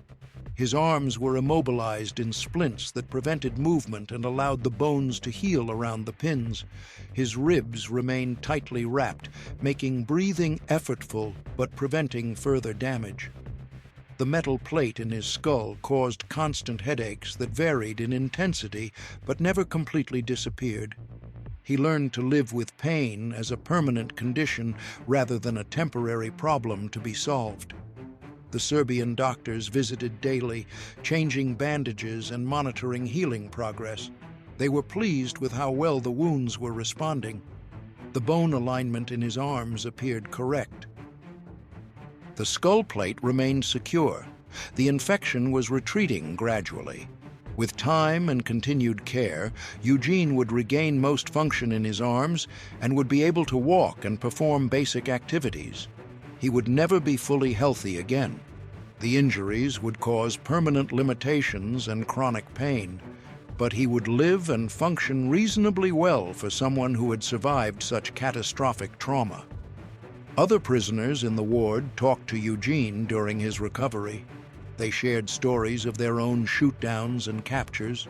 They discussed the war and what they knew about its progress. They speculated about when liberation might come and whether they would survive until then. These conversations helped Eugene maintain morale during the long, boring days of recovery when pain and boredom competed for dominance. 6 weeks after the surgery, Eugene could walk again. His gait was unsteady and his balance was affected by the skull injury, but he could move independently without assistance. His arms remained weak and his hands lacked fine motor control, but he could grip objects and perform simple tasks. He was no longer an immediate medical case requiring intensive care. He was ready to be transferred from the hospital to a permanent prisoner of war camp. The German administrators processed his paperwork with bureaucratic efficiency. Name, rank, serial number, service branch, unit assignment, date and location of capture, medical condition, fitness for labor. They photographed him for their records, a thin young man with hollow cheeks and bandaged arms, staring into the camera with eyes that had seen too much. They classified him as permanently unfit for labor due to his injuries, which meant he wouldn't be forced to work in factories or farms as some prisoners were. His first permanent camp was Stalag Luft 4 in Pomerania, located in territory that would later become Poland, but was then part of Eastern Germany. The camp was specifically designed to hold captured Allied airmen. Barbed wire fences surrounded the compound. Guard towers with machine guns overlooked the entire facility. Wooden barracks provided minimal shelter against the brutal Eastern European winter. Thousands of American and British airmen filled the camp. Pilots, navigators, bombardiers, gunners, men who had been shot down over Germany and occupied Europe, some recently and others years earlier. The train journey to Stalag Luft 4 took 2 days in unheated boxcars that held 40 men in spaces designed for perhaps 20. Eugene rode with other wounded prisoners being transferred from various hospitals. The journey was uncomfortable but not deliberately cruel. The guards provided minimal food and water. They allowed stops for basic sanitation. They didn't abuse prisoners beyond the inherent abuse of packed transportation in winter conditions. Eugene arrived at Stalag Luft 4 in late January 1944, approximately 2 months after his bomber was shot down over Bremen. He had survived the impossible fall. He had survived German capture and medical neglect. He had survived surgery without proper anesthesia and infection without antibiotics. Now he faced a new challenge, surviving captivity for however long the war continued. The camp held approximately 10,000 Allied airmen when Eugene arrived. The population fluctuated as new prisoners arrived from recent shoot-downs, and others were transferred to different camps or died from disease and malnutrition. The men organized themselves into units based on nationality, service branch, and squadron affiliations when possible. They maintained military discipline despite being imprisoned. They saluted officers. They held formations. They followed a structure that provided order and purpose in an environment designed to demoralize and degrade. Eugene was assigned to a barracks that held approximately 200 men sleeping in triple-tier bunks with minimal bedding. The building was uninsulated wood construction that provided shelter from snow and rain, but did little to prevent cold. Small stoves provided heat, but fuel was strictly rationed. Men slept in their clothes and shared blankets when possible. Frostbite was common during the coldest months. Some prisoners lost fingers or toes despite attempts to protect extremities. Food was the constant preoccupation.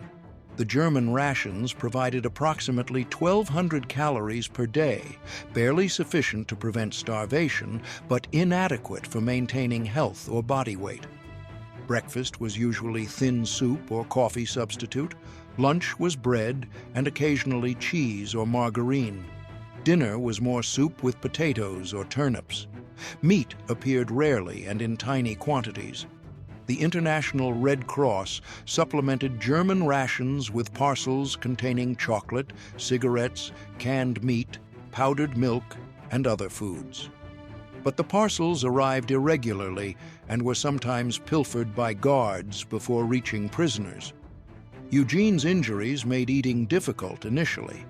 His hands lacked coordination for handling utensils. His jaw had been bruised during the crash, and chewing caused pain. He learned to eat slowly and carefully, taking small bites and allowing time for swallowing. Other prisoners helped him during the early weeks, cutting his food and assisting with tasks his damaged hands couldn't perform. The mutual support among prisoners was one of the few positive aspects of captivity.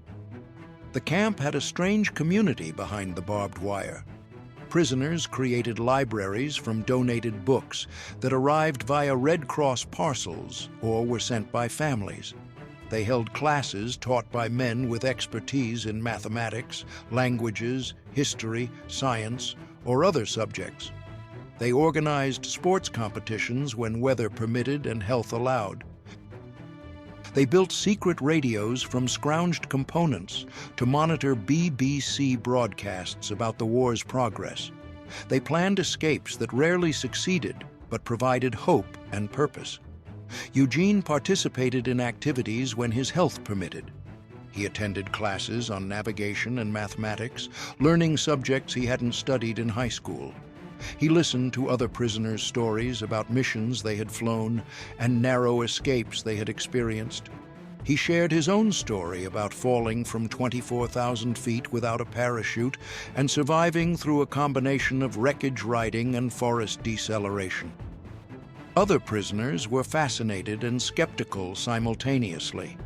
The story seemed impossible, but Eugene's injuries proved something extraordinary had occurred.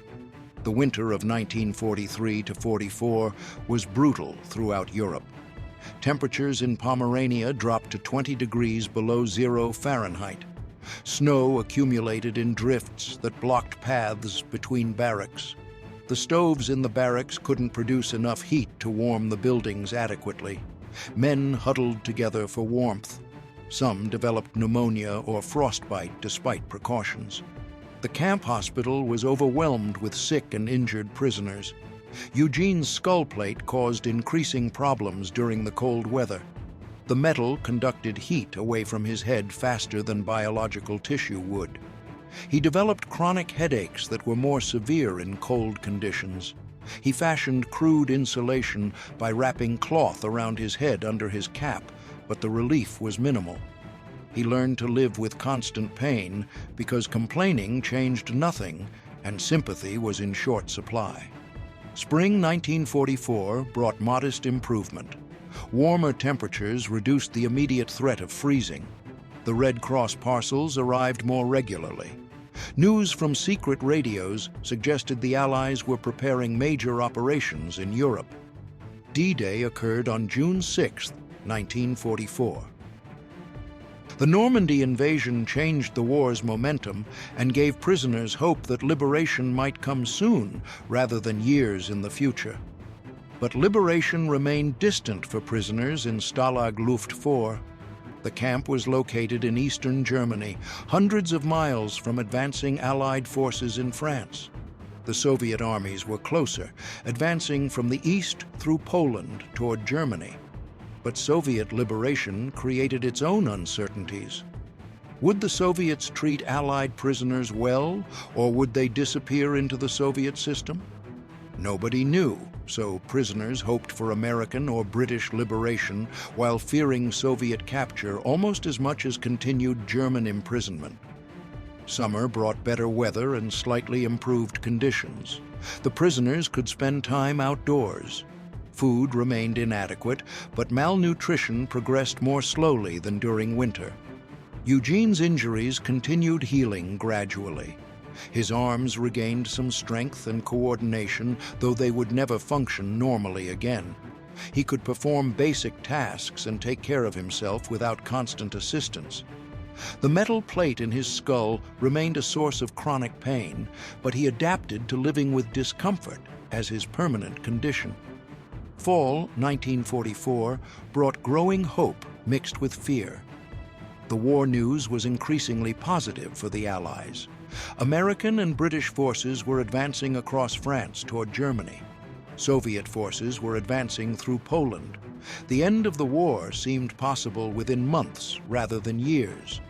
But the approaching end also created danger. German resources were depleting. Food supplies for prisoners decreased. The guards became more nervous and unpredictable. Rumors circulated about camps being evacuated or prisoners being killed before liberation could occur. Eugene had been a prisoner for 1 year when January 1945 arrived. He had survived longer than many prisoners did. Some had died from disease, malnutrition, or inadequate medical care. Others had died attempting escape. A few had been killed by guards during incidents or disputes. But Eugene had endured, had adapted to captivity, had found ways to maintain morale and hope despite the privation and uncertainty. Then, in late January 1945, orders came from German command. Stalag Luft 4 would be evacuated immediately. Soviet forces were advancing rapidly and would reach the camp within days or weeks. The prisoners would be marched west away from the advancing Soviets toward camps deeper in Germany. The march would begin within 48 hours. Prisoners should prepare to walk for extended periods with minimal supplies. The announcement created immediate anxiety throughout the camp. A forced march in winter conditions with inadequate food and clothing would be deadly for healthy men and catastrophic for those already weakened by months or years of malnutrition. Eugene's injuries made him particularly vulnerable. His damaged arms would struggle to carry any weight. His skull injury affected his balance and stamina. But refusing to march wasn't an option. The Germans would shoot anyone who couldn't or wouldn't walk. The prisoners organized quickly despite limited time. They pooled resources and shared supplies. Those with extra clothing gave items to those with least. Those with hoarded Red Cross food distributed it to maximize everyone's survival chances.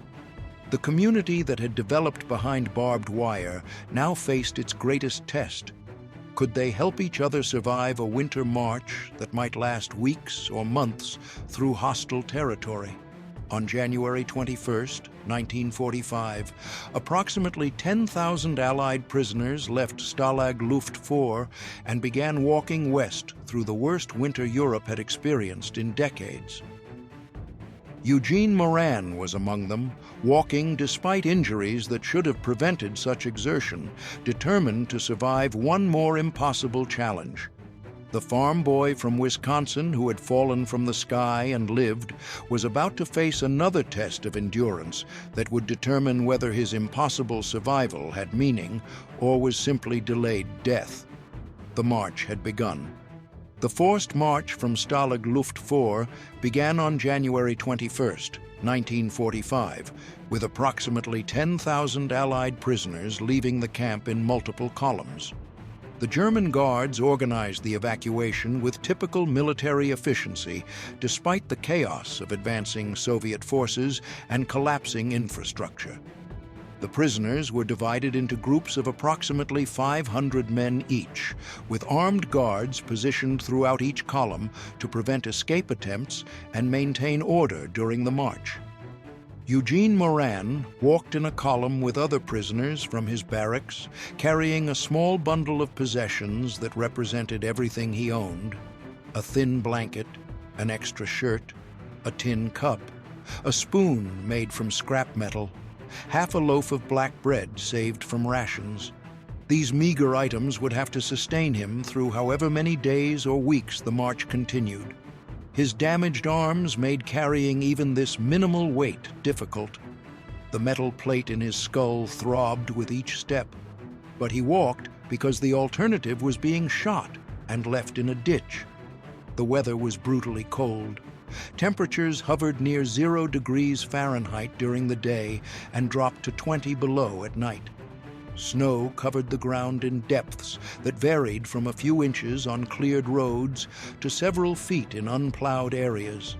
The prisoners wore whatever clothing they possessed, which for most meant inadequate jackets, thin trousers, and worn boots that provided minimal insulation against the cold. Frostbite appeared within hours among those with the poorest footwear or thinnest gloves. The German guards were in little better condition than the prisoners. They were mostly older men or those deemed unfit for frontline service due to injuries or medical conditions. They had been assigned to guard duty because they couldn't fight effectively, but could still maintain order among unarmed prisoners. They walked alongside the columns, carrying rifles and trying to maintain discipline while struggling with the same cold and hunger that afflicted the prisoners. The first day's march covered approximately 15 miles along frozen roads, heading west, away from the advancing Soviet armies. The pace was deliberately slow to accommodate the weakest prisoners and prevent the column from fragmenting.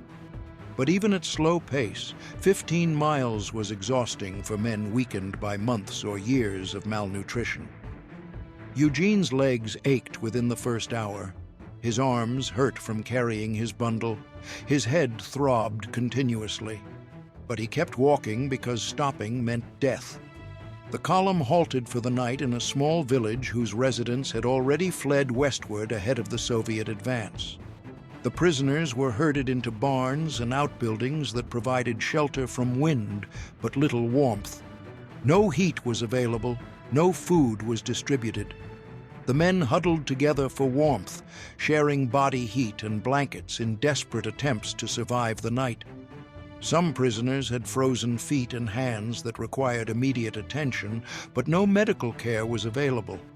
The guards themselves were busy trying to stay warm and had no resources to share. Eugene spent that first night pressed between two other prisoners in a barn filled with approximately 200 men. The combined body heat raised the temperature slightly above freezing, but not enough to be comfortable. He dozed occasionally, but couldn't achieve real sleep because the cold kept waking him. His skull plate felt like ice attached to his head, conducting heat away faster than his body could generate warmth. He wrapped his blanket around his head, but the relief was minimal. He simply endured hour after hour, waiting for dawn and hoping the next day would be easier. Dawn brought no improvement. The temperature remained near 0. Snow began falling, reducing visibility and making the roads slippery. The column resumed marching westward with no clear destination announced. The guards claimed they were walking to another camp where proper housing and food awaited.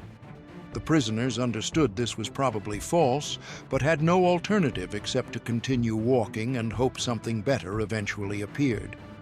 The second day's march covered only 10 miles because the snow made progress slower and the prisoners were already exhausted from the previous day's effort. More men developed frostbite. Several collapsed and were left behind when they couldn't continue. The guards shot some of those who fell. Others were simply abandoned to freeze or be captured by advancing Soviet forces. The march was becoming a death march, killing prisoners through exposure and exhaustion rather than bullets. Eugene helped support another prisoner who was struggling to walk. The man was a British pilot named Thomas, who had been shot down over Hamburg 6 months earlier. Thomas was younger than Eugene, but weaker due to dysentery that had plagued him for weeks. He could barely stand without assistance. Eugene and another American took turns supporting Thomas between them, essentially carrying him while walking. The effort was exhausting, but they couldn't abandon him to die when they had the strength to help. The third night brought the coldest temperatures yet, 25 degrees below 0 Fahrenheit. The prisoners were sheltered in another abandoned village with inadequate buildings and no heat. Several men died during the night from hypothermia. Their bodies were left in the buildings when the column resumed marching in the morning. No burial was possible in frozen ground, and the guards refused to delay the march for funeral proceedings. The dead were simply left behind like discarded equipment. Food became critically scarce after the first 3 days. The German guards had brought minimal rations, expecting the march to last only a few days before reaching another facility with supplies. But the march continued longer than planned because roads were blocked by refugees and military traffic. The guards commandeered food from villages when possible, but the villages themselves were nearly empty and their food stores depleted. Prisoners received perhaps 300 calories daily, barely enough to prevent immediate starvation, but inadequate for maintaining strength during forced marching. Eugene ate his saved bread slowly, making it last 4 days instead of consuming it immediately. Other prisoners who had hoarded food shared with those who had none. The mutual support that had developed in the camp continued during the march, with prisoners helping each other despite their own desperate circumstances. This solidarity was one of the few factors preventing complete collapse of morale and discipline. The march continued westward through the last week of January, with daily distances varying based on weather and prisoner condition. Some days covered 15 miles. Other days managed only 5. The column was fragmenting as stronger prisoners pulled ahead and weaker ones fell behind. The guards tried to maintain cohesion, but lacked the energy and numbers to prevent the column from spreading across several miles of road. Eugene's arms were causing increasing problems. The strain of supporting Thomas, combined with carrying his own bundle, had stressed the healing bones. He felt grinding sensations in his forearms that suggested the metal pins were shifting. Pain radiated from his wrists to his shoulders continuously. But he couldn't stop helping Thomas because abandoning him meant the British pilot would die within hours. Eugene's farm upbringing had taught him that you helped neighbors even when helping cost you personally. These principles didn't change just because the neighbor was a British pilot and the circumstances were a German forced march. Early February brought slightly warmer temperatures, rising to 10 or 15 degrees above 0 during daylight hours. The warming created new problems because snow began melting during the day and refreezing at night, creating treacherous ice on the roads. Several prisoners fell and broke bones. Those with broken legs or hips couldn't continue walking and were shot by guards who couldn't accommodate immobile prisoners.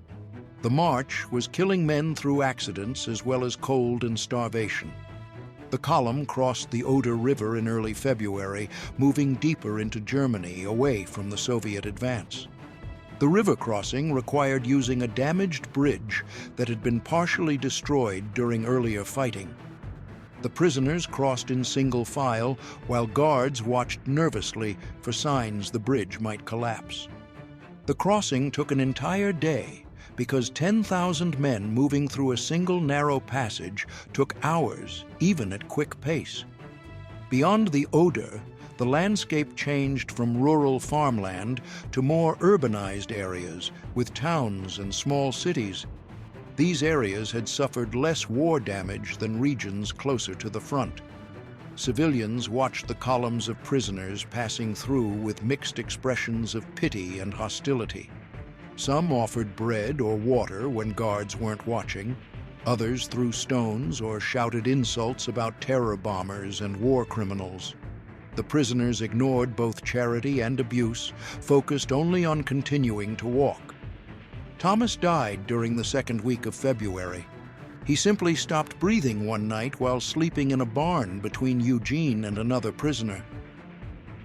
The dysentery and malnutrition and cold had finally overwhelmed his body's ability to continue. Eugene and the other prisoners wrapped his body in his blanket and left it in the barn when the column resumed marching in the morning. There was no time for formal mourning or burial. The guards permitted no delays for the dead. Thomas became another casualty of the march, one of hundreds who would die before liberation came. Eugene felt Thomas's death deeply, despite having known him only a few weeks. He had tried to save the British pilot through physical support and shared rations. The effort had failed. Eugene understood rationally that Thomas would have died regardless of help given. But emotionally, the death felt like personal failure. He had survived the impossible fall. He had survived surgery and infection. He had survived a year of imprisonment. But he couldn't save one fellow prisoner from the slow death of starvation and disease. The march continued through February with conditions deteriorating steadily. Food supplies dwindled to near nothing. Prisoners were receiving perhaps 200 calories daily, less than a quarter of what active adults require. Bodies began consuming their own muscle and organ tissue to generate energy. Men who had entered the march already thin from imprisonment became skeletal. Ribs protruded visibly. Faces became hollow and skull-like. Movement became effortful as muscles weakened. The column was transforming into a parade of living corpses moving slowly toward unknown destination. Eugene lost approximately 30 pounds during February, dropping from his already thin prison weight to a level that was medically dangerous.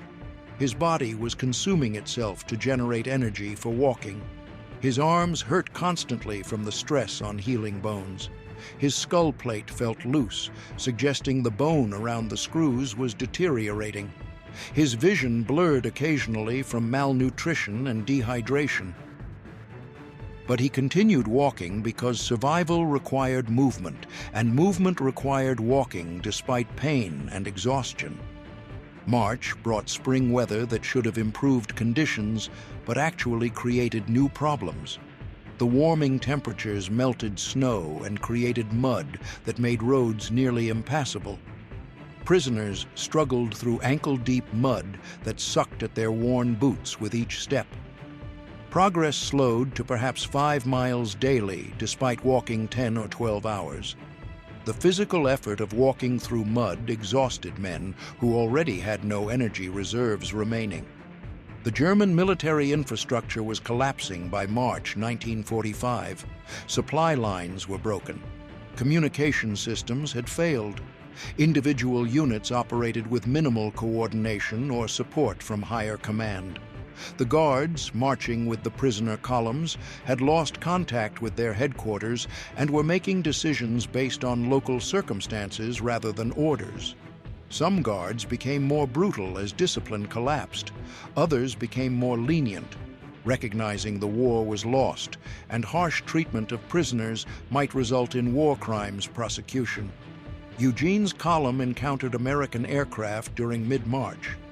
Allied fighters and bombers controlled the skies over Germany by this point in the war. German aircraft rarely appeared, and when they did, they were quickly shot down. The American planes strafed roads and railroads and anything that moved, destroying whatever remained of German logistics and communication. The prisoner columns looked like military formations from the air and were occasionally attacked before pilots recognized they were Allied prisoners rather than German troops. One strafing attack occurred on a day when Eugene's column was marching along an exposed road with no nearby cover.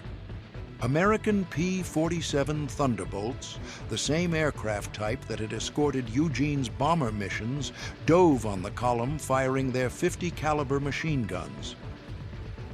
The prisoners scattered and threw themselves flat, shouting and waving to identify themselves as friendly forces.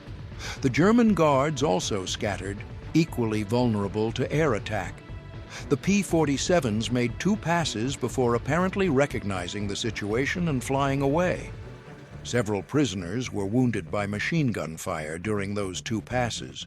One was killed instantly. The irony of being killed by American aircraft after surviving German captivity was bitter and tragic.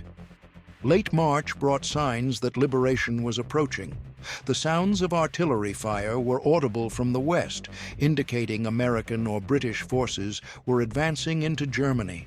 Civilians were fleeing eastward as refugees, creating chaos on roads that the prisoner columns also used. German military units were retreating in disorder, abandoning equipment and supplies. The Reich was collapsing, and everyone could see the end was approaching. The guards became increasingly nervous about what would happen to them when Allied forces arrived. Some discussed surrendering to the prisoners and requesting protection from summary execution. Others talked about abandoning the prisoners and fleeing to avoid capture. A few considered killing the prisoners to eliminate witnesses who might testify about conditions during the march. The prisoners monitored these discussions carefully through the few German-speaking men in the columns and prepared for various contingencies. On April 2, 1945, Eugene's column approached the town of Bitter in northern Germany near the British advance. Artillery fire was clearly audible. German military traffic had ceased completely. The guards were arguing among themselves about whether to continue marching or surrender. The senior German officer in charge of the column made a decision. He would formally surrender the prisoners to British forces and request fair treatment for the guards under Geneva Convention provisions for prisoners of war. The column halted outside Bitter while the German officer negotiated with approaching British units. British soldiers from the Second Army appeared within hours, heavily armed and cautious about the situation. They surrounded the column and disarmed the German guards. Then they approached the prisoners and were shocked by what they saw. Thousands of emaciated men barely able to stand, skeletal figures covered in lice and filth, injuries untreated for weeks or months. The British soldiers had seen war's devastation across Europe, but the condition of these prisoners shocked even hardened veterans.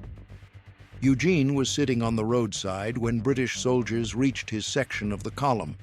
He tried to stand when they approached, but his legs wouldn't support him. Two soldiers helped him to his feet and then simply stood supporting him while looking at his condition with visible distress. One soldier offered chocolate from his ration pack. Eugene tried to eat it, but his shrunken stomach cramped immediately, and he vomited. The soldier apologized and gave him water instead, which Eugene drank slowly and carefully. The British established a temporary field hospital in Bitter to provide immediate medical care. Army doctors examined the prisoners and categorized them by medical priority. Those in critical condition requiring immediate hospitalization. Those needing medical care but ambulatory. Those who could recover with rest and food. Eugene was classified in the second category. Seriously malnourished, chronic injuries from previous trauma, exhausted from the march, but not immediately dying. He would be evacuated to a proper hospital within a few days. The British provided food carefully, knowing that starved men couldn't tolerate normal meals without medical supervision. Small portions of soup and bread, gradual refeeding under medical guidance. Many prisoners ate too quickly despite warnings and suffered severe digestive problems. Some died from refeeding syndrome, where sudden nutrition overwhelmed compromised bodily systems. The liberation that should have been purely joyful was complicated by medical realities of severe malnutrition and its treatment. Eugene spent 3 days in Bitter receiving initial care. British medics examined his arms and expressed amazement that he had walked 600 miles with such serious injuries. They examined the metal plate in his skull and were equally astonished that he had survived the surgery and subsequent infection without antibiotics. They photographed his injuries for medical documentation. The case of an American tail gunner who fell 24,000 feet without a parachute and survived was becoming known among medical officers as an extraordinary example of human resilience and luck. On April 5th, Eugene was transported by truck convoy to a British military hospital in Belgium. The journey took 2 days, moving through war-damaged areas where bridges were destroyed and roads were cratered. The truck was crowded with wounded prisoners, both men liberated from camps and others freed during the march. Everyone was weak and sick. Several died during the transport despite medical personnel accompanying the convoy. But Eugene survived the journey and arrived at the hospital alive and conscious.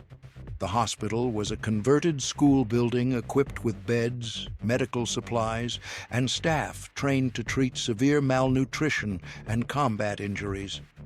Eugene was assigned to a ward with other American prisoners.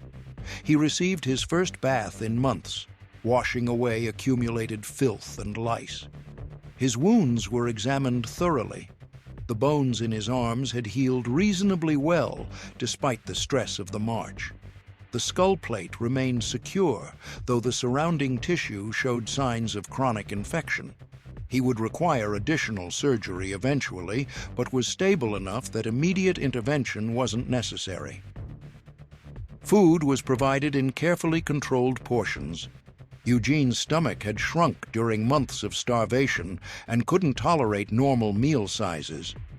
He ate small amounts every few hours, gradually expanding his capacity. Weight gain was slow initially, but steady. He gained perhaps 2 pounds weekly during the first month of recovery. His body was rebuilding itself from near death. The hospital stay lasted 6 weeks. During that time, Eugene regained strength gradually. He could walk without assistance after 2 weeks. He could dress himself and perform basic self-care after 3 weeks. He could eat normal meals without digestive distress after 4 weeks. The medical staff was pleased with his progress and cleared him for transport back to the United States.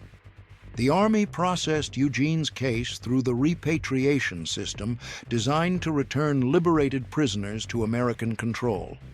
His service record was updated with documentation of his capture, imprisonment, and liberation. His medical condition was evaluated and classified. His eligibility for benefits and discharge was determined. The paperwork took several weeks, but eventually cleared him for transport home. In late May 1945, Eugene boarded a Liberty ship at Southampton, England, for the voyage across the Atlantic to the United States. The war in Europe had ended on May 8th, with Germany's unconditional surrender. The ship carried hundreds of liberated prisoners and wounded soldiers, all heading home after years of combat and captivity.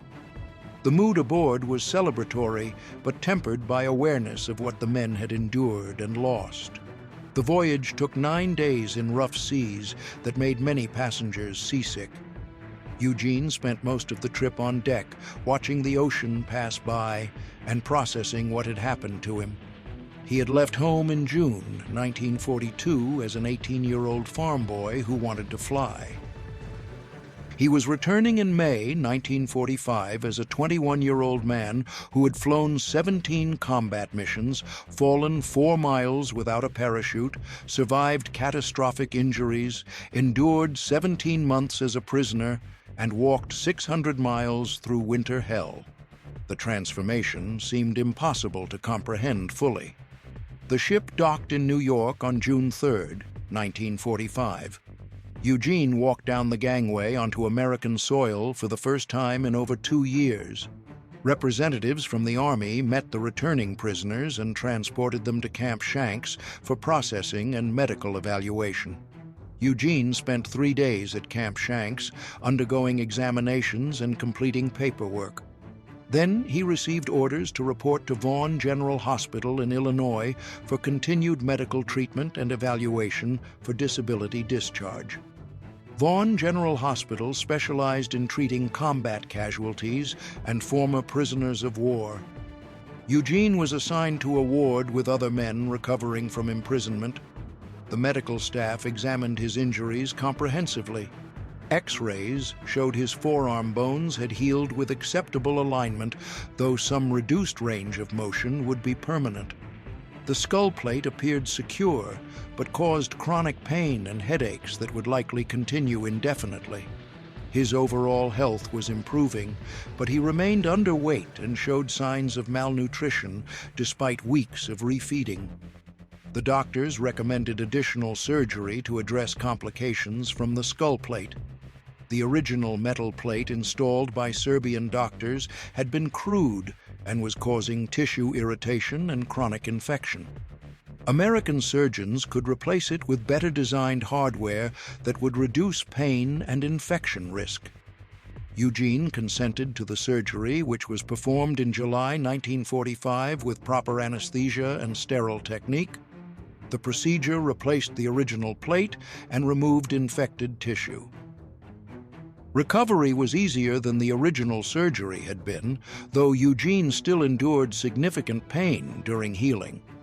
While recovering at Vaughan General, Eugene received visitors from his family. His father and mother traveled from Wisconsin to Illinois to see him for the first time since his deployment in March 1943. The reunion was emotional and difficult. Eugene's parents barely recognized their son. He had left home as a healthy farm boy weighing 160 pounds. He was now a skeletal man weighing 120 pounds with visible scars, damaged arms, and a metal plate in his skull. His father cried when he saw Eugene's condition, one of the few times Eugene had ever seen his father show emotion openly. Eugene tried to explain what had happened, but found the words inadequate. How do you describe falling 4 miles without a parachute? How do you explain surviving surgery without proper anesthesia? How do you convey the reality of starvation and forced march through winter? The experiences were too extreme to communicate to people who hadn't lived through them. His parents listened and tried to understand, but the gap between their experience and his was too wide to bridge fully. The Army began processing Eugene for medical discharge in August 1945. His injuries qualified him for permanent disability rating. The damaged arms would prevent normal physical labor. The skull plate would cause chronic problems indefinitely. The psychological effects of combat and imprisonment would require long-term management. He was medically unfit for continued military service and would receive honorable discharge with disability benefits. The Disability Evaluation Board rated Eugene's condition at 80% permanent disability, one of the highest ratings possible. This would provide monthly compensation payments for life and access to Veterans Administration medical care. The rating acknowledged that his injuries would permanently limit his ability to work and earn income. The compensation would partially offset the economic impact of his disabilities. While waiting for final discharge paperwork, Eugene received recognition for his service. The Army awarded him 2 Purple Hearts for the wounds received during the Bremen mission. They awarded him the Air Medal with Oak Leaf Cluster for his combat missions with the 8th Air Force. They awarded him the European Theater Medal, recognizing his service in Europe. They awarded him the Good Conduct Medal for his military service. The medals were presented in a small ceremony at Vaughan General, with other patients and medical staff attending. The Distinguished Flying Cross recommendation was submitted but not immediately approved. The unusual circumstances of Eugene's case required additional review and documentation. The Air Force Historical Section wanted to verify the details of his fall and survival before approving recognition for such an extraordinary event. This verification process would take years, and the medal wouldn't be awarded until much later. On December 1, 1945, Eugene received his honorable discharge from the United States Army Air Forces. The discharge papers documented his service from June 1942 through December 1945. 3.5 years, 17 combat missions. One mission where his aircraft was destroyed and he fell 24,000 feet without functional parachute. 17 months as prisoner of war, including 600-mile forced march. survived injuries that should have killed him multiple times, returned home with permanent disabilities, but alive when thousands of his fellow airmen had died. Eugene returned to Soldiers Grove, Wisconsin in mid-December 1945, just in time for Christmas with his family. The town welcomed him home with genuine warmth, despite knowing little about what he had experienced. Neighbors who had known him since childhood saw the physical changes but couldn't comprehend the internal transformation. Eugene was polite and grateful for their attention, but felt disconnected from the community he had left. He had experienced things that separated him permanently from people who had lived normal civilian lives during the war. The question now was what came next. Eugene was 21 years old with permanent disabilities that would affect his entire life. He couldn't do heavy farm work because of his damaged arms. He suffered chronic headaches from his skull plate. He had nightmares about falling and combat and the march. He struggled with reintegrating into civilian life after years of military service and captivity. The war was over, but its effects on Eugene Moran would continue for decades. The farm boy who fell from the sky had survived the impossible. Now he had to learn to live with the consequences of that survival.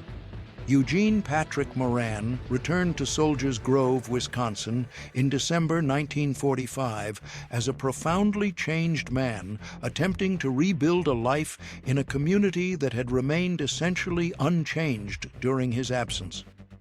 The town looked exactly as it had when he left in June 1942. The same farms, the same houses, the same Main Street with its handful of stores. But Eugene was no longer the farm boy who had watched airplanes pass overhead and dreamed of flying. He was a combat veteran with permanent disabilities and traumatic experiences that separated him psychologically from the people around him. The physical disabilities were obvious and unavoidable. His forearms had limited strength and reduced range of motion from the shattered bones that had healed around metal pins.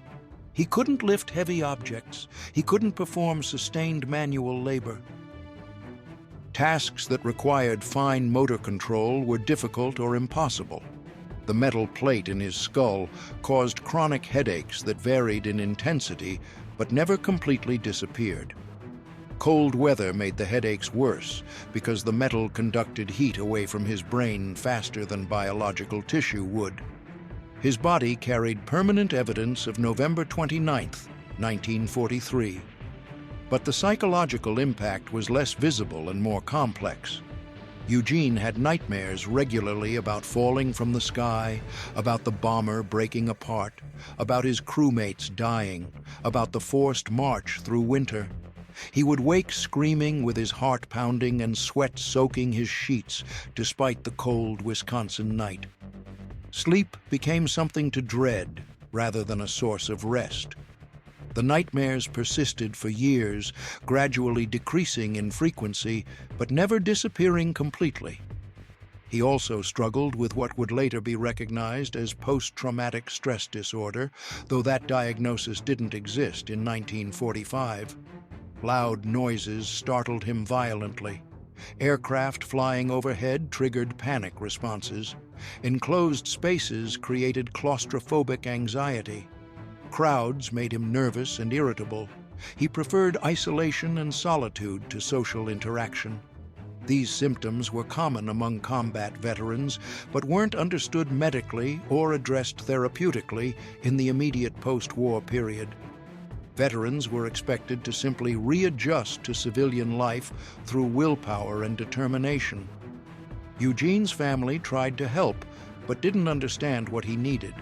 His father assumed Eugene would eventually resume farm work despite the physical disabilities. His mother worried constantly about his health and tried to feed him excessively to restore the weight he had lost. His younger brothers looked at him with a mixture of admiration and confusion, seeing their older brother transformed into someone they barely recognized. The family dynamics were strained by Eugene's presence and his inability to communicate what he had experienced or what he needed. The question of employment was immediate and practical. Eugene needed income. His disability compensation from the Veterans Administration provided approximately $60 monthly, enough to survive minimally but inadequate for independence or building a future. He needed work that accommodated his physical limitations while providing living wages. Farm labor was impossible given his damaged arms. Factory work was similarly excluded. He needed something that relied more on judgment and knowledge than physical strength. He found employment at the local hardware store in Soldiers Grove, working as a clerk and assistant manager. The job required customer service, inventory management, basic bookkeeping, and product knowledge. Eugene could perform these tasks despite his disabilities. The work wasn't glamorous or particularly well paid, but it provided steady income and didn't require the physical exertion that farming or factory work demanded. He worked at the hardware store from early 1946 through 1948, learning retail business and establishing a routine that helped stabilize his transition to civilian life. During this period, Eugene met Margaret Finley, a local girl who had known him slightly before the war. Margaret was 20 years old in 1946, working as a clerk at the post office in Soldiers Grove. She was the daughter of a farmer and had grown up in the same rural community where Eugene had been raised. They encountered each other regularly through the small-town social network where everyone knew everyone, and unmarried young people of appropriate age were naturally matched by community expectations. Margaret saw past Eugene's physical scars and emotional damage to the person underneath. She recognized that he had survived extraordinary trauma and needed patience and understanding rather than pity or excessive sympathy. She was practical and resilient, qualities developed through growing up during the Depression and managing household responsibilities while her brothers served in the military. She understood hardship and survival and the necessity of moving forward despite difficult circumstances. Their courtship was slow and cautious. Eugene was reluctant to pursue relationships because he felt damaged and unworthy. He worried that his disabilities would burden any partner. He feared his nightmares and psychological problems would make him impossible to live with. But Margaret was persistent and clear about her interest. She invited him to church socials and community events. She visited him at the hardware store. She made her intentions obvious enough that even Eugene couldn't miss them. They married in June 1947 in a small ceremony at the Methodist Church in Soldiers Grove. The wedding was simple and inexpensive. Margaret wore a modest dress purchased from a catalog. Eugene wore his military uniform, the only formal clothing he owned. Approximately 50 people attended, including family members and friends from the community. The reception was held in the church basement with cake and coffee and brief speeches from Eugene's father and Margaret's father welcoming the union. Eugene and Margaret established their household in a small rented house on the edge of Soldiers Grove. The house was modest, a two-bedroom structure with minimal amenities, but it was theirs, and it represented independence and the beginning of building their own family. Margaret continued working at the post office initially to supplement Eugene's income from the hardware store.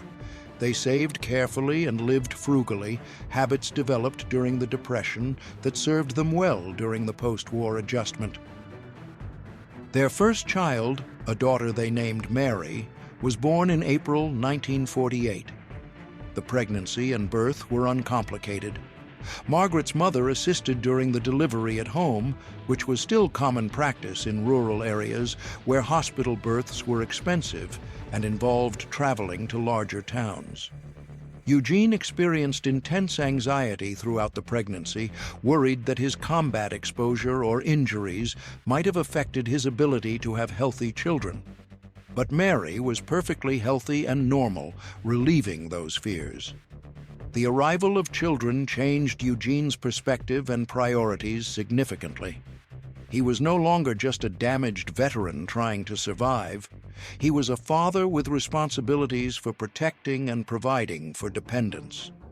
The shift from focusing on his own trauma to focusing on his children's welfare gave him purpose beyond simply existing day to day. His nightmares continued, but he managed them better, knowing that Margaret and Mary needed him functional rather than paralyzed by psychological problems.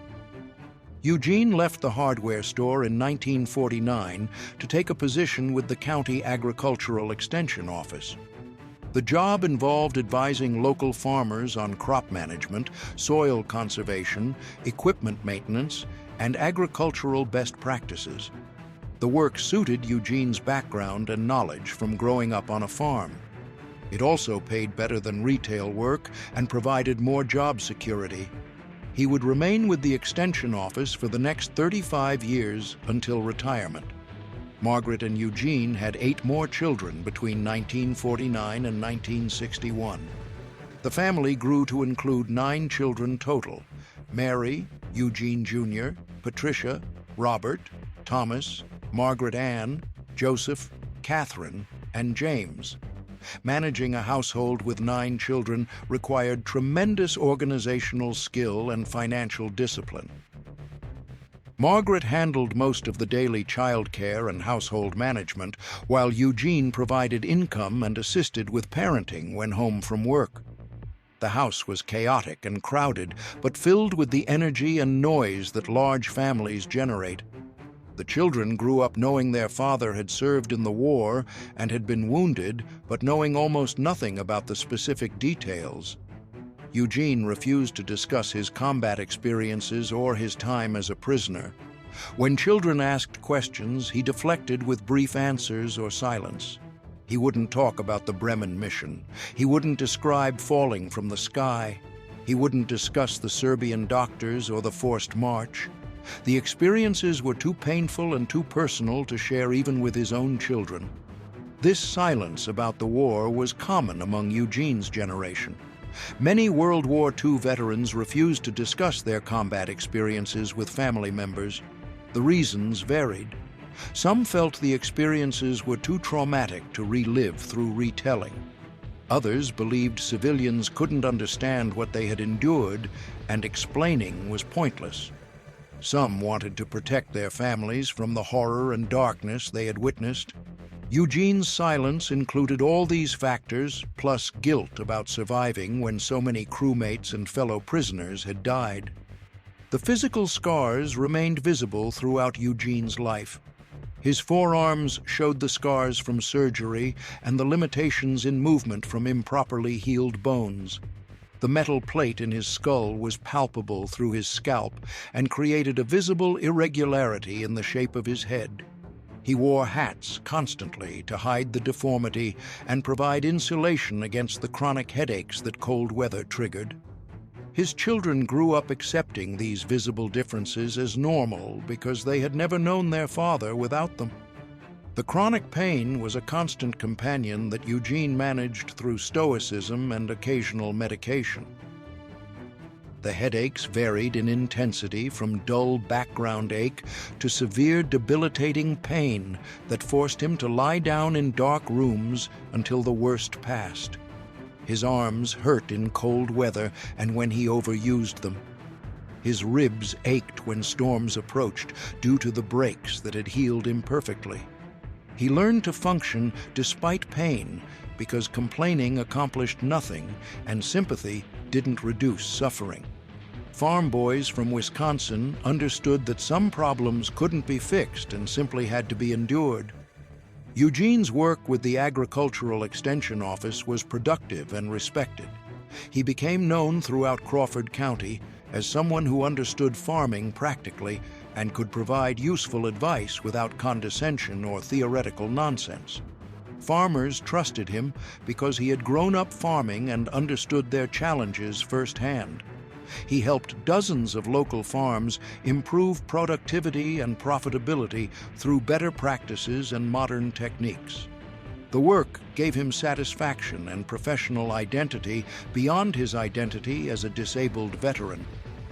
Margaret managed the household with remarkable efficiency despite the challenges of raising 9 children on limited income. She sewed clothes rather than buying them. She grew vegetables in a large garden and canned food for winter. She made meals stretch through careful planning and creative cooking. She maintained discipline among the children through clear expectations and consistent enforcement. The family wasn't wealthy, but they were stable and functional, which was a significant achievement given Eugene's disabilities and the financial pressures of supporting 11 people. The 1950s and 60s passed quietly for the Moran family. The children grew up, attended school, participated in community activities, and gradually left home for college or employment or marriage. Eugene continued working steadily. Margaret continued managing the household. They attended church on Sundays. They participated in community events. They saved carefully and planned for retirement. The rhythm of life was ordinary and predictable in ways that Eugene found comforting after the chaos and trauma of war. But the memories never disappeared. Eugene would sometimes sit alone in the evening staring into space while reliving moments from November 1943. He would remember his crewmates who died when Rikki-Tikki-Tavi broke apart. He would remember Thomas, the British pilot who died during the forced march. He would remember the countless unnamed prisoners who didn't survive imprisonment. The survivors' guilt was constant and corrosive. Why had he lived when so many others died? What made his survival meaningful or justified? He never found satisfactory answers to those questions.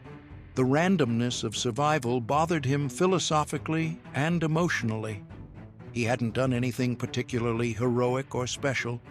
He had simply performed his duties, endured terrible circumstances, and gotten lucky repeatedly when luck determined who lived and who died. The metal plate in his skull and the scars on his arms were permanent reminders of how close he had come to death and how arbitrarily he had survived. Margaret understood Eugene's psychological struggles, even though he rarely discussed them directly. She saw his nightmares and his moments of dissociation when memories overwhelmed present reality. She gave him space when he needed solitude and support, when he needed companionship. Their marriage worked because Margaret adapted to Eugene's needs without requiring him to explain or justify his emotional state. She simply accepted that the war had damaged him permanently and loved him anyway. The children grew up and began establishing their own families. Mary married and had children. Eugene Jr. joined the Air Force and served during Vietnam, creating complex emotions for Eugene, who worried constantly about his son repeating his own traumatic experiences. Patricia became a nurse. Robert became a teacher. The 9 children pursued various careers and lives, some remaining in Wisconsin and others moving to different states. Eugene and Margaret became grandparents multiple times, watching their family expand into the next generation. Eugene retired from the Agricultural Extension Office in 1984 at age 60, having worked for the county for 35 years.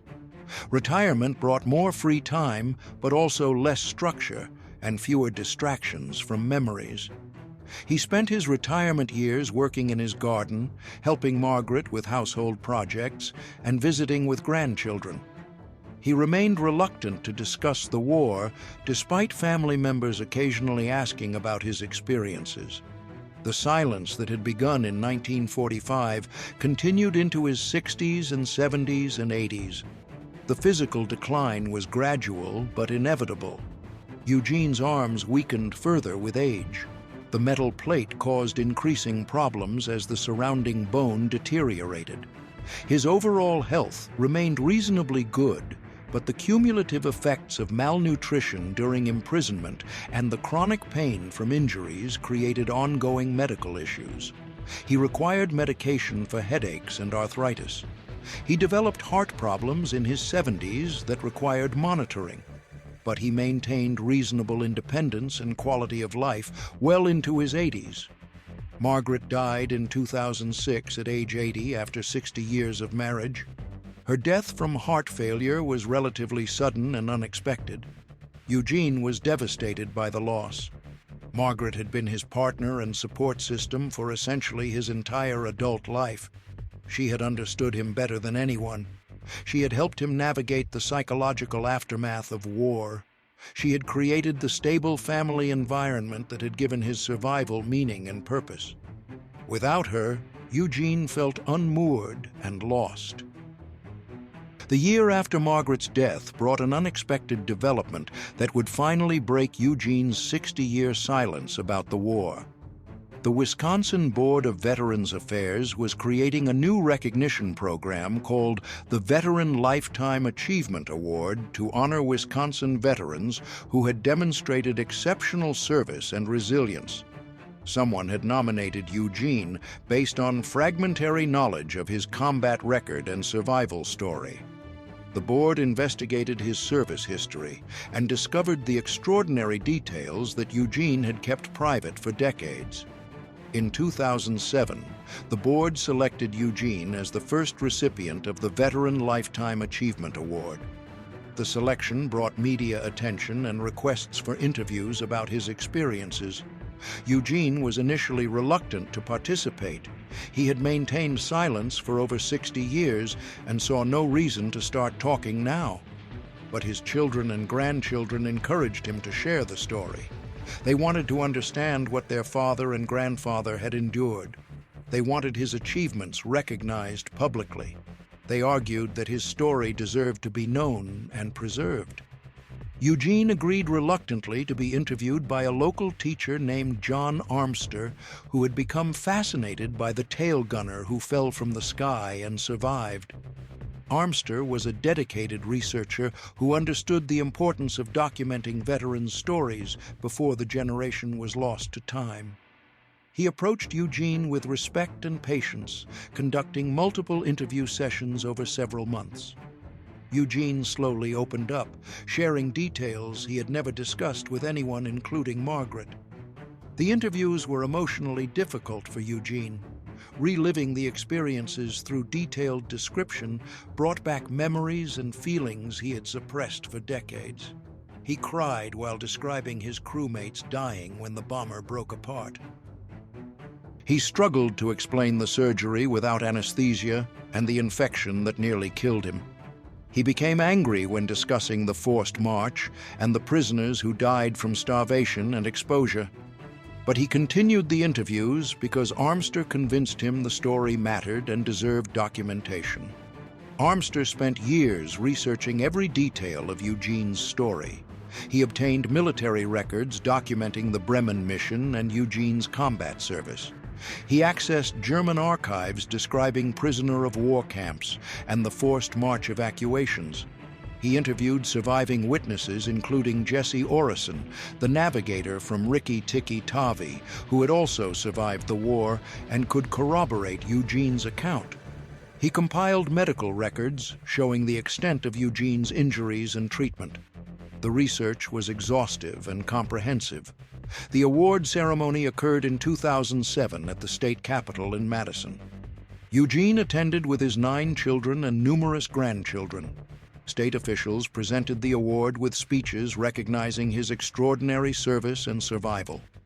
Media coverage brought statewide attention to the story of the tail gunner who fell 4 miles without a parachute. Eugene was uncomfortable with the attention, but appreciated the recognition after decades of anonymity. His children finally understood what their father had experienced and why he had been so changed by the war. In 2008, the town of Soldiers Grove honored Eugene by naming a street after him. Eugene Moran Way became a permanent marker in the community where he was born, where he returned after the war, and where he spent the rest of his life. The dedication ceremony brought townspeople together to celebrate one of their own who had achieved something extraordinary. Eugene was embarrassed by the honor, but grateful that his service was being acknowledged. Armster's research eventually became a book titled Tailspin, published in 2022, 8 years after Eugene's death. The book provided a comprehensive account of Eugene's story from his Wisconsin farm childhood through his combat missions The catastrophic fall, the brutal imprisonment, the forced march, and the post-war life of silence and service. The book preserved Eugene's story for future generations and ensured that his extraordinary survival would be documented and remembered. Eugene's final years brought increasing physical decline. His heart problems worsened despite medication. His mobility decreased as arthritis affected his damaged arms and aging joints. The chronic headaches from his skull plate intensified. He moved into assisted living in 2012 when managing independently became impossible. The facility provided medical supervision and assistance with daily activities while allowing him to maintain some autonomy. He died on March 23, 2014, at age 89. The cause of death was heart failure following several months of declining health. He died peacefully with several of his children present. His final words to his family were consistent with how he had lived. He told them he had no regrets. He had done his duty. He had survived. He had built a good life despite terrible circumstances. He was ready for whatever came next. Eugene's obituary in the local newspaper noted his extraordinary military service. Staff Sergeant Eugene Patrick Moran, born April 3, 1924 in Soldiers Grove, Wisconsin. Served with the 96th Bombardment Group, 8th Air Force during World War II. Shot down over Bremen, Germany on November 29, 1943. Fell approximately 24,000 feet in the severed tail section of his aircraft without a functional parachute. Survived impact through a combination of wreckage deceleration and forest absorption. One of only 3 Allied airmen in the entire war to survive falls of comparable distance. The obituary continued with details about his imprisonment, captured by German forces, treated by Serbian doctors who performed surgery without adequate anesthesia or antibiotics. Held at Stalag Luft 4 until January 1945. Survived the forced march of approximately 600 miles through winter conditions that killed hundreds of prisoners. Liberated by British forces in April 1945, returned to the United States and received honorable discharge with 80% disability rating. The civilian life was summarized briefly. Married Margaret Finley in 1947, 9 children, 35 years working for the Crawford County Agricultural Extension Office, retirement in 1984, first recipient of the Wisconsin Veteran Lifetime Achievement Award in 2007, Eugene Moran Way, dedicated in his honor in 2008, preceded in death by his wife Margaret in 2006, survived by 9 children, 23 grandchildren, and numerous great-grandchildren. The obituary included a quote that Eugene had given during one of his final interviews with Armster. When asked about his philosophy of life, Eugene had responded with words that captured his character and worldview perfectly. "I would rather wear out than rust out." The statement reflected his belief in active engagement rather than passive acceptance. He had chosen to work and contribute and participate despite injuries and pain that would have justified withdrawal and inactivity. He had worn himself out through decades of labor and service rather than rusting away through idleness. The funeral service was held at the Methodist Church in Soldiers Grove, where Eugene and Margaret had been married 67 years earlier. The church was filled with family members, community residents, and veterans who came to honor one of their own. The American Legion provided military honors, including a color guard, rifle salute, and presentation of a folded flag to Eugene's family. The service was simple and dignified, reflecting Eugene's preference for minimal ceremony. Eugene was buried in the Soldiers Grove Cemetery next to Margaret's grave. The headstone listed his name, birth and death dates, military service branch and rank, and the words, "World War II Veteran." No mention of the extraordinary fall or survival, no description of imprisonment or forced march, just the basic facts of his service and life. Eugene would have approved of the simplicity and understatement. The legacy Eugene left was complex and multi-layered. On one level, his story was unique and extraordinary. Fewer than a handful of men in the entire Second World War survived falls from bombers at operational altitude without functional parachutes. The combination of circumstances that allowed Eugene's survival was so improbable that it seemed almost miraculous. The wreckage riding that slowed his descent, the forest canopy that absorbed impact energy, the Serbian doctors who saved him despite minimal resources, the personal resilience that allowed him to survive infection and imprisonment and the forced march. Any single factor failing would have resulted in death. All factors succeeding simultaneously represented remarkable luck or providence, depending on one's philosophical perspective. But on another level, Eugene's story represented thousands of similar stories from men who served during World War II. Young men from small towns and farms across America enlisted and served despite having no military background or preparation. They endured combat that traumatized them permanently.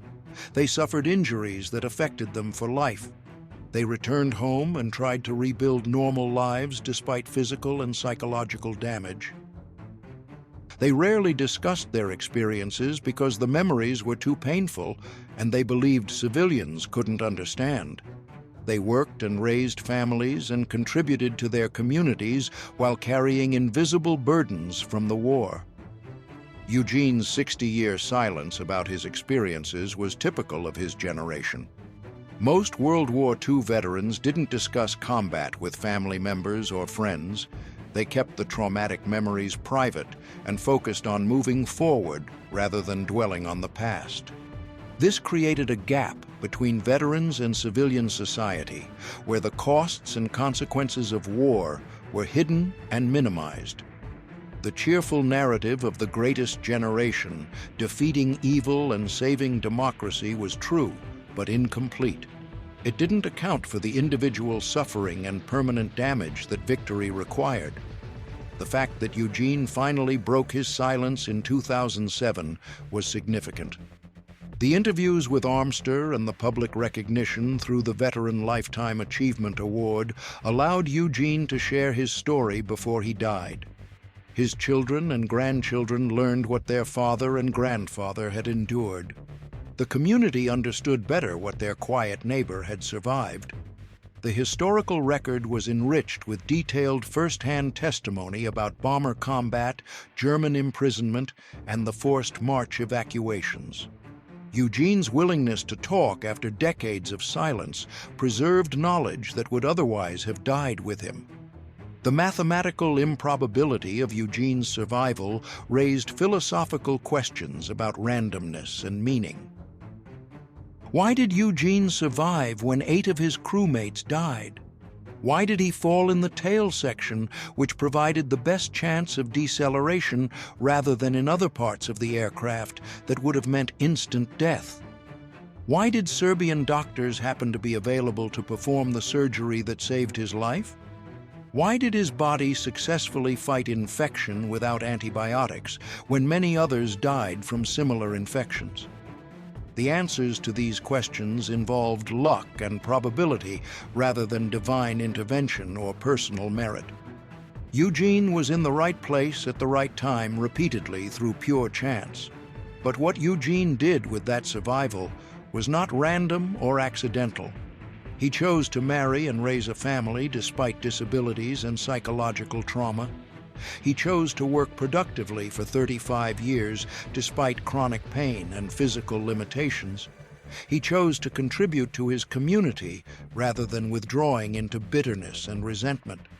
He chose to live fully rather than simply existing. These choices were intentional and meaningful, even if the survival that enabled them was largely chance. The physical evidence of Eugene's story existed in multiple forms after his death. The metal plate that had protected his brain for 70 years was removed during autopsy at the family's request. and preserved. The surgical hardware from his forearms was also preserved. These pieces of metal and bone that had been part of Eugene's body for decades became historical artifacts documenting both the brutality of war and the resilience of human survival. Some items were donated to the National World War II Museum in New Orleans, where they remain in the permanent collection. Eugene's military records documented his combat service and imprisonment in precise bureaucratic detail. 17 missions flown between May and November 1943. Aircraft shot down November 29, 1943 over Bremen, captured by enemy forces. Imprisoned at Stalag Luft 4 from February 1944 through January 1945. Liberated April 1945. The dry, factual language couldn't capture the experience, but it verified the basic narrative and timeline. The other survivor from Rikki-Tikki-Tavi also lived long enough to confirm Eugene's account. Navigator Jesse Orison had bailed out of the forward section before the bomber broke apart. He landed in a field near Bremen, was captured immediately, and spent the rest of the war as a prisoner. He returned to the United States in 1945 and built a successful career as an engineer. He provided testimony confirming that Eugene had been in the tail section when the aircraft broke apart and that Eugene's account of the mission and shoot-down was accurate. Orison died in 2003 at age 85, 2 years before the Veteran Lifetime Achievement Award brought renewed attention to the story. Military historians have studied Eugene's case as one of the most remarkable survival stories from World War II. The 3 documented cases of Allied airmen surviving falls from operational altitude without functional parachutes all involved similar circumstances. Aircraft breaking apart in flight. Survivors riding pieces of wreckage that created drag and slowed descent. Impact with trees or snow that absorbed energy and prevented instantly fatal deceleration. The physics were understood and explainable, but the probability of all factors aligning correctly was extremely low. Eugene was extraordinarily lucky to have survived. The forced march from Stalag Luft 4 was documented separately as one of the war crimes committed by German forces during the final months of the war. The decision to evacuate 10,000 prisoners in winter without adequate supplies or preparation resulted in hundreds of deaths from starvation, exposure, and abuse. Some prisoners were shot when they couldn't continue marching. Others were abandoned to freeze when they collapsed from exhaustion. The survivors, including Eugene, testified after the war about conditions during the march. Some German officers were prosecuted for war crimes related to prisoner mistreatment, though most escaped justice. Eugene's story has been used in military training to illustrate several important points about survival and resilience. The first lesson is that survival in catastrophic situations often depends on factors beyond individual control. Eugene didn't consciously do anything to survive the fall. The wreckage dynamics were beyond his control, but he made choices after landing that affected his survival. He crawled away from the wreckage despite catastrophic injuries. He remained conscious and alert despite pain and trauma. He cooperated with medical treatment despite knowing it would be agonizing. These active choices mattered even though the initial survival was largely luck. The second lesson is that recovery from severe trauma requires both physical healing and psychological adaptation. Eugene's physical injuries healed reasonably well given the severity and the crude treatment available. But his psychological wounds never fully healed. The nightmares and anxiety continued for decades. The guilt about surviving when others died never disappeared. Understanding that psychological recovery is often incomplete and long-term helps military medicine address veteran mental health more effectively. The third lesson is that resilience can coexist with permanent damage. Eugene was damaged physically and psychologically by his war experiences, but he was also resilient enough to build a meaningful life after the war. Resilience doesn't mean returning to pre-trauma condition. It means adapting to changed circumstances and finding ways to function and thrive despite permanent changes and limitations.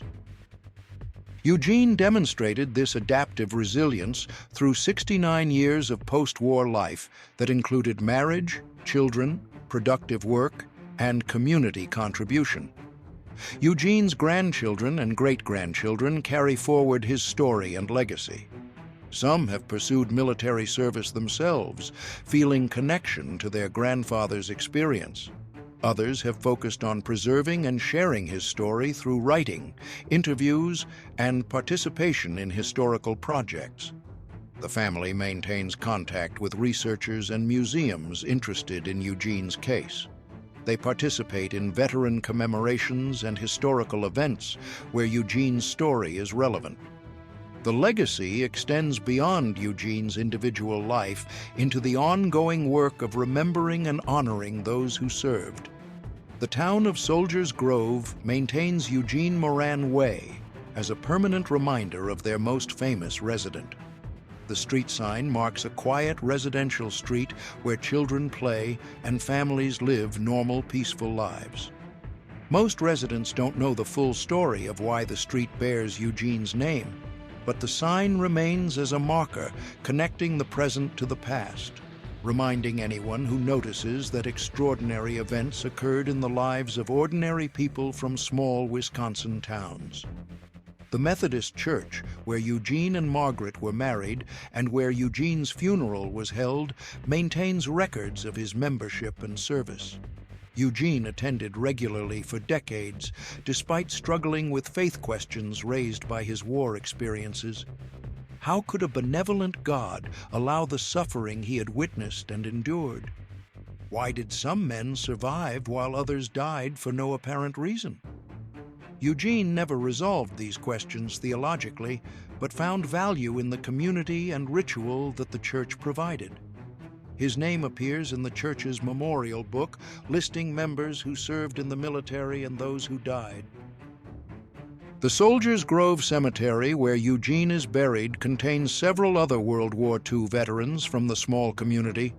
The town sent dozens of men to military service during the war. Most returned home safely. A few died in combat and were buried elsewhere or never recovered. Eugene's grave stands among those of his generation who shared the experience of military service, even though few shared the extremity of Eugene's specific experiences. The cemetery is a quiet place where the past remains present through stone markers and remembered names. Eugene Patrick Moran's life spanned 89 years, from 1924 to 2014. He witnessed tremendous historical change, from horse-drawn farming to the Internet age. He experienced the Depression, World War II, the Cold War, and the beginning of the 21st century. He saw technology transform agriculture, communication, transportation, and daily life. But the defining experiences of his life occurred during the 21 months from March 1943, when he deployed to England, until December 1945, when he received his discharge. Those 21 months included 17 combat missions over heavily defended German targets. They included approximately 5 minutes on November 29, 1943, when his bomber was destroyed and he fell 4 miles without a parachute. They included 7 hours of surgery without adequate anesthesia performed by Serbian doctors using improvised techniques. They included a year of imprisonment in conditions designed to degrade and demoralize. They included a 600-mile forced march through winter that killed hundreds of prisoners. These experiences shaped everything that came after. Eugene never claimed to be a hero. He insisted he had simply done his duty and gotten lucky repeatedly when luck determined who lived and who died. He credited the Serbian doctors with saving his life. He credited Margaret with giving his survival meaning through their marriage and family. He credited simple stubbornness and Wisconsin farm boy resilience with allowing him to endure when endurance was required. He deflected recognition and minimized his achievements consistently. This humility was genuine rather than false modesty. Eugene truly believed he had done nothing particularly special or heroic, but the objective facts tell a different story. Eugene volunteered for military service when he could have waited for the draft. He trained as an aerial gunner, knowing it was among the most dangerous positions in the military. He flew 17 combat missions over Germany when the loss rates meant most crews didn't complete 25 missions. He continued fighting even after his aircraft was crippled and surrounded by enemy fighters. He survived injuries that should have killed him multiple times through a combination of luck, medical skill, and personal resilience. He endured imprisonment and forced march when many stronger men died. He returned home and built a productive life despite permanent disabilities and psychological trauma. That record represents heroism even if Eugene refused to accept the label. The heroism wasn't necessarily in dramatic individual actions, though those occurred. The heroism was in sustained courage and resilience over months and years.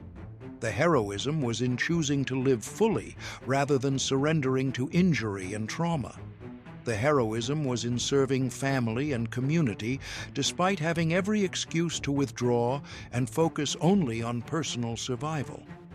The heroism was in the accumulation of daily choices to continue forward despite pain and difficulty.